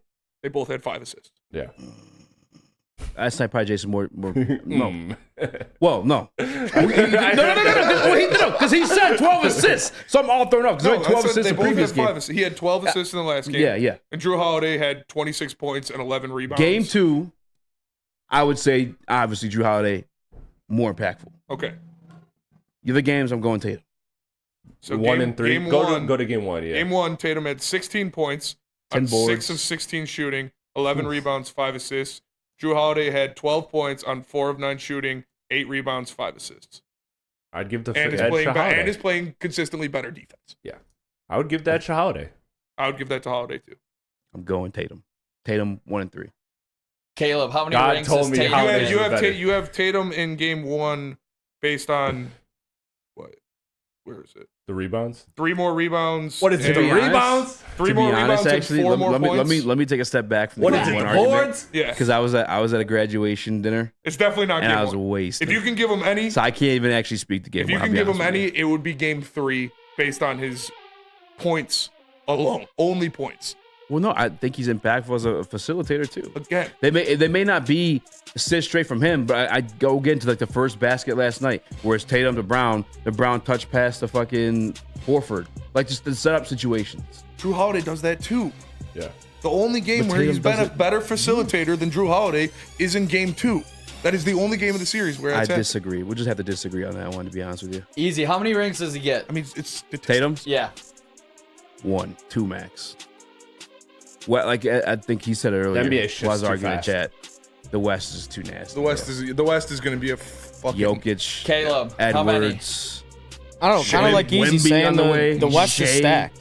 Yeah. So, I mean, and it kind of depends because, I mean, they just made Jaylen Brown the highest paid NBA player in the league. Horford's retiring. Yeah, Horford's retiring. They're not going to be able to pour Porzingis. They're not going to be able to pay Holiday.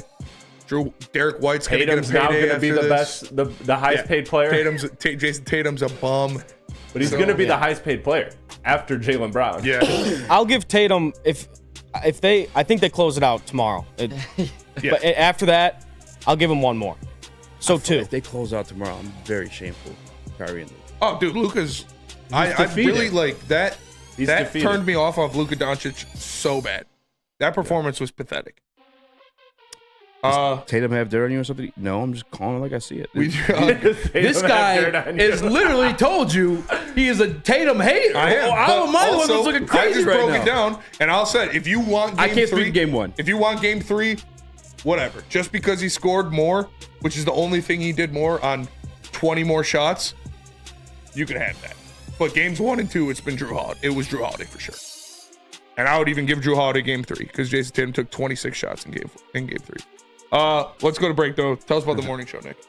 Every single morning when you wake up, make sure you are putting on Wake Up Woodward. It's the best morning show in the country. Join Kool-Aid, Flannel Sam, Broder, JB, and KG every single morning. When you wake up, if you are not putting on Wake Up Woodward, you are doing it wrong. Check it out every morning, 8 to 10 a.m. live on Woodward Sports.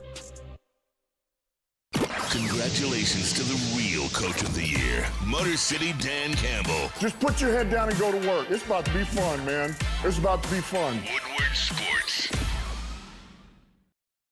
So just to get the heated steering wheel, I also had the spring for the bigger rims. Yeah, that's how they get you. Those upgrades will cost you an arm and a leg every time. Hey, new car crew, how'd it go this weekend? I got a great deal on mine. How? I went to Randy Wise, not those other guys. They got me in a great new ride, and they didn't break my budget.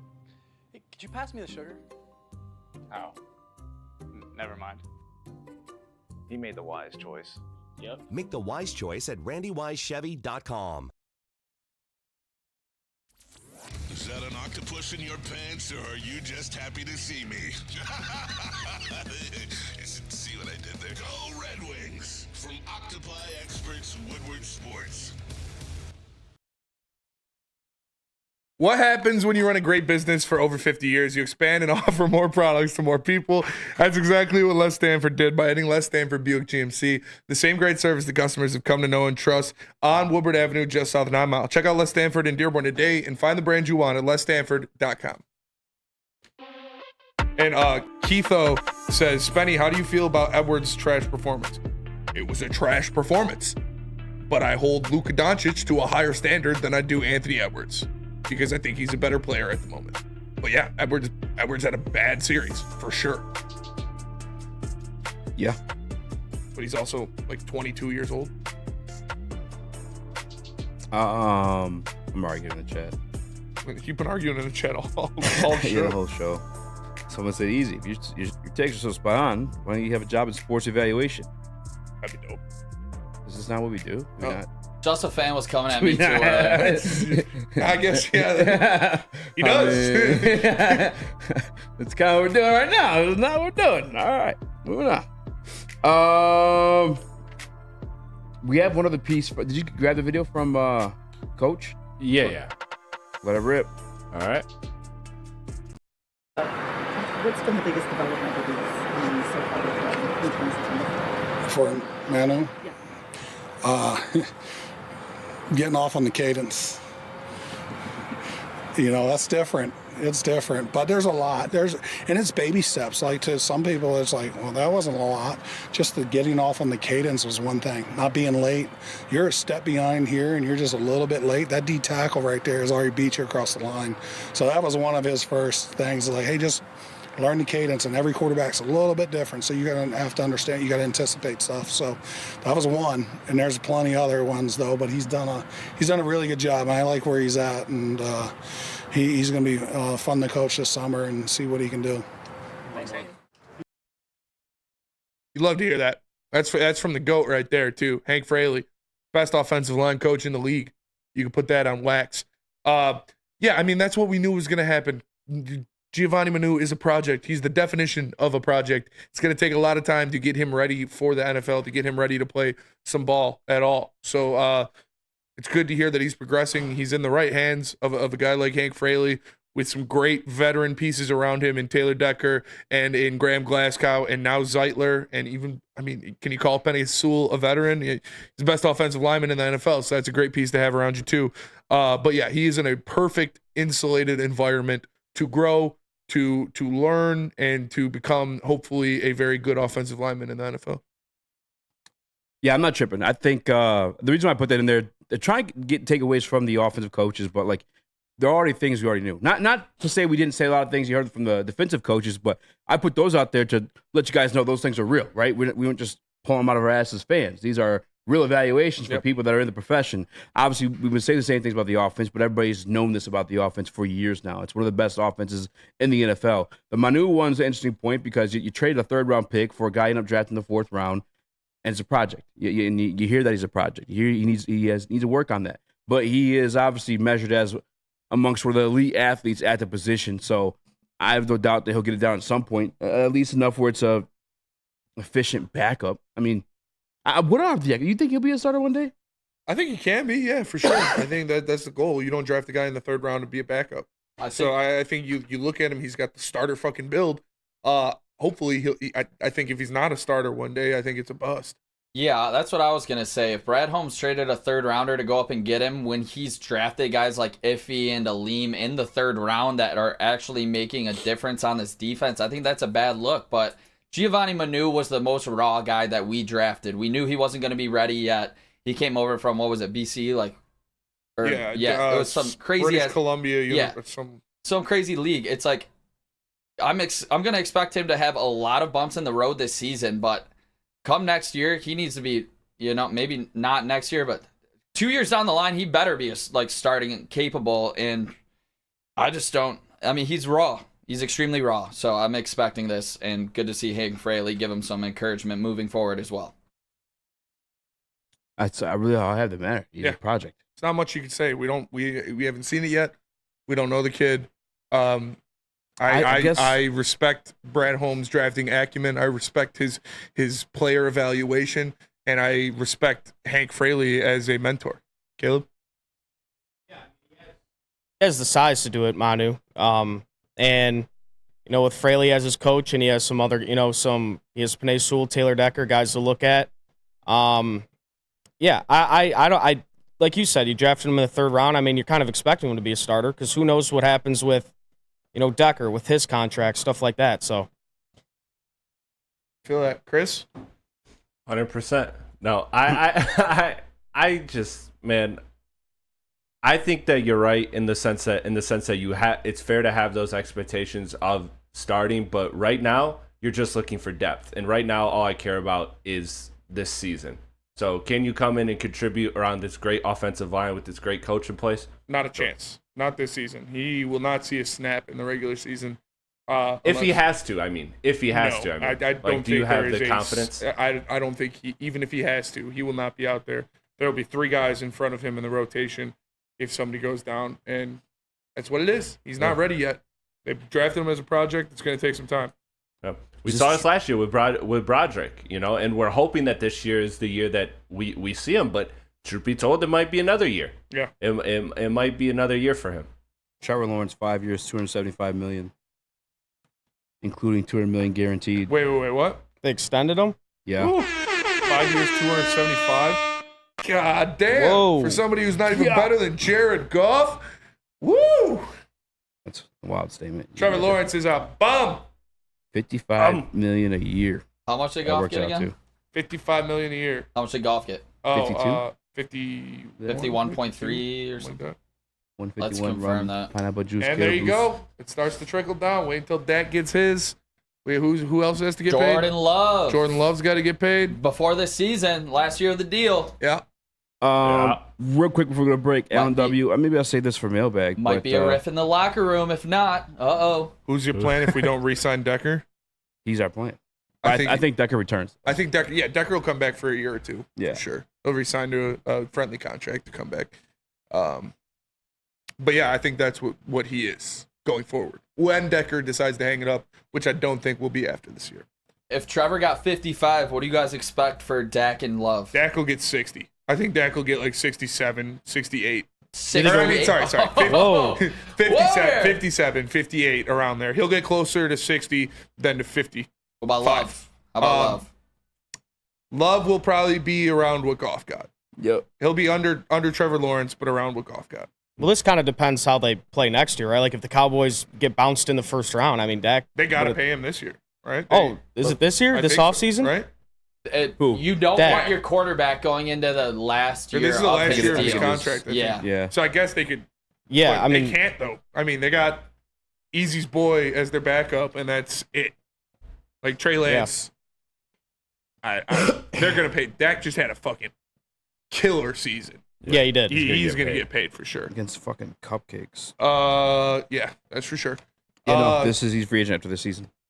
So yeah, this is last year. He's 55 mil for T-Law. 55 mil for T-Law. I hope Love asks for 60. They're not gonna give Love 60 million a year. Love will be close to what Goff got. I hope he asks for 60. I hope he asks for fucking 70. Yeah. Love will get close to what Cripple Goff that got. franchise, brother. You worked every penny, Mr. Love. Get it out of him. Come on now. Dak will sign the most lucrative quarterback contract in the history of the NFL. Dak Prescott will. Gross. And they will never. I would never do it. And they will never win a Super Bowl. To be honest, he might actually, even on an open market, just because you saw what Kirk Cousins got up after a torn Achilles. He is going to sign the richest quarterback contract. See what Jared in the Goff history of got, the Mike. I'm messing around. Tell us about merch.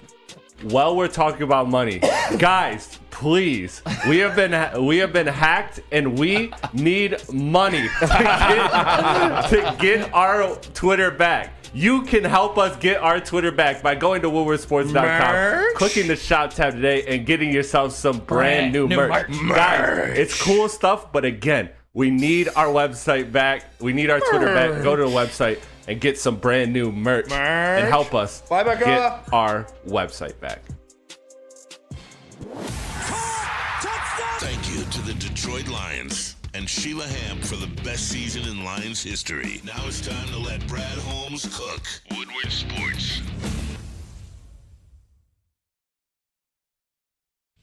Drive into summer and drive into savings during Feldman Chevrolet's biggest Memorial Day sale ever. We're stocked with new Chevy cars, trucks, and SUVs, all priced to move. Like this 2024 Silverado for only $217 a month. Or this 2024 Equinox for as low as $199 a month. Find your freedom in a Feldman at the Memorial Day sale going on now at Feldman Chevrolet, Michigan's #1 Chevy dealer.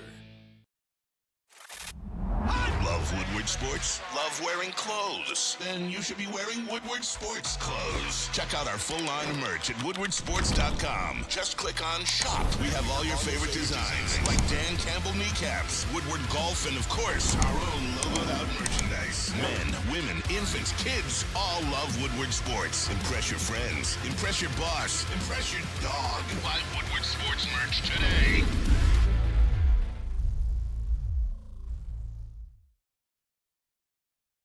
Attention sports fans, don't miss out on expert sports injury insights with Dr. Jeff Pierce of Michigan Sports and Spine Center. Join Dr. Pierce every Tuesday during Big D Energy and Thursdays during Ermanni and Edwards, where he offers top-notch injury advice. Trust the guy that DMAC trusts. Dr. Jeff Pierce is here to keep you in the game and performing at your best. For more information, visit MichiganSportsAndSpine.com or call 248-426-9944. I'm curious to see how this contract breaks down for T-Law. I had high hopes, but he's getting paid this much this early. It's a lot of money, man. A lot of money. He's a bust. He's a bum. I'm just getting you rattled up. We're about to get out of here in 6 minutes. He's a bum. Stanley Cup tonight. He's not even better than Geno Smith. My heart can't even take another Oilers loss right now. Yeah. That last one was brutal. I said I felt like I was watching someone drown. Is Barkov playing? Let me do some research. Yeah. I feel like he's going to. Like, the hockey players are just built different. He's just going to put a cage on and go out there. Didn't T-Law just get a bum? Brian Thomas, too? Cat's Brian back. Thomas. Barkov looked good in practice. Yeah, they did. He was a Jack. Did they draft Brian Thomas? Yeah. Barkov and Tarasenko are both good to go. They're both good to go. Markov is playing. Yep. Yeah, I mean, I think the Panthers are going to win it. Yeah, I'm probably gonna watch the boys. Yeah. Might have the game on my phone. I put some fish out to defrost earlier. About to cook up some fish. Maybe go downstairs, grab a couple brewskis. I'm gonna watch this one pretty intently. I'm gonna watch this one, but if it gets out of hand, I'll throw the boys on early. I'm just not getting a cold one. I'm gonna watch at least one episode of the boys tonight, though, for sure. You guys ever drink when you had a cold? Does it make it worse? When you had a cold, yes. Oh yeah, it does make it worse, but you do get drunk. Gotta do a hot toddy. Nah, there you go. That'll Hot toddy. Hot toddy. Have you guys ever had Rumpelmints mixed? What'd you say? Oh, Rumpelmints mixed with Fireball. No, that sounds fucking That sounds awful. terrible. I hate Fireball. Some bartender was like, "Yeah, you gotta try it." They made us. They were trying to get us to do Malort shots in Chicago. Oh, did you end up doing one? No, I've heard I've the done worst. one before. I've heard done the one worst. before. Are they I know nasty? it's disgusting. What is it? I don't even know. It's just bad. My boy Josh has a fifth of Malort that he got in like a Secret Santa, and it's disgusting. Who hates him? Yeah, dude. It is awful. But I guess it's like the drink of Chicago or something. I'll tell you what. Baker. Oh yeah, Baker got 45. The amount of bad bitches in Chicago is insane. Yeah. Oh yeah. Insane. It just is. walking around. Chicago. We're stoop chilling. New Orleans. And there were bad bitches walking their dogs. Everywhere. Every fucking 5 minutes, bad, you'd walk by with a dog. Oh God, I love this place. And we asked the dude who was he was off some nose beers, and he came over. He was like, "I heard you guys rapping. Can I come in and check out the Airbnb?" I was like, "No." I was like, "No, we can sit here and talk." And he said he lived in a building like 3-4 houses down from the one we were staying at. 3 dudes, all 3 of them pay $1,300 a month. Damn. Fuck. Must have been a fucking penthouse. No, it was know, it was an Chicago's apartment expensive. above a ice cream shop. Probably a nice ass apartment though. Probably, yeah. The Airbnb we stayed at was nice as fuck. That is way more expensive. There was like 4 or 5 rooms. Yeah, Chicago would be dope, honestly, but fuck the sports teams there. Brian LaBeouf, little known estranged brother of Shia LaBeouf. Yeah, we talked about the Lawrence extension. He's a bum. That's a big contract for T-Law. Caleb, you going out? What's your go-to drink of choice? Yeah. Or do you not drink? It's a good question. I'm a beer guy. Beer I guy? mean, Coors Light, Busch Light. All right. Preferably in a bottle. Okay. Okay. But I'll do an occasional like a Jack and Coke, Captain All Coke. right. I was gonna say liquor. If it's gotta be liquor, you're doing whiskey. Yeah, I don't do well with whiskey. I get a little too crazy, but it's usually We Jack said we and gotta Coke. do a Captain shot Coke. right now. What shot are you? Fireball. You God damn it. You guys are degenerates. what? No, Fireball's like on my 21st birthday. Yeah. You would think the amount of Fireball I drink, I would never want to drink it again. But it's my go-to every time. It's easy. But what's Don't yours? worry. Caleb, You'll grow up. You'll grow up. Oh, dude. Oh yeah. It used to Come be on, gin. that's nasty. It was You it say was strapped with there the was gin a in here for certain minute. reason Oh, why yeah. it was gin. like, True. is Fair it bottom shelf or are you like the one of the Don picky? Julio. Every time? I'll do well if I'm by myself. I'll do some well tequila shots for sure. But Fellas, I got to get all the boys at the tailgate this year. Caleb, I don't know if you've ever heard of this one, but it's rum chata and Fireball. that is good. Oh, come on, dude. I've been there. Yeah, Cinnamon come on. Toast Crunch, baby. Those are fire. They're amazing. My uncle calls them apple pie shots. Yeah. So what about like a little like during football season at a tailgate, some hot apple cider, throw a shot of Fireball in there? No Fireball. Come on. Just whiskey. Fire. Come on. It's Or amazing. hot apple cider and caramel vodka. Yeah, that's my mom's favorite. Yeah, she loves my dad does that. Yeah. It's pretty fucking good. But that'll do it for us today. Appreciate you all tapping in to the Woodward Heavyweights. Make sure you smash the like button. For Easy, for Nick, for Caleb, for Chris, I am Spencer. We are the Heavyweights. We'll catch you guys tomorrow. Peace. Fireball. Go Oilers.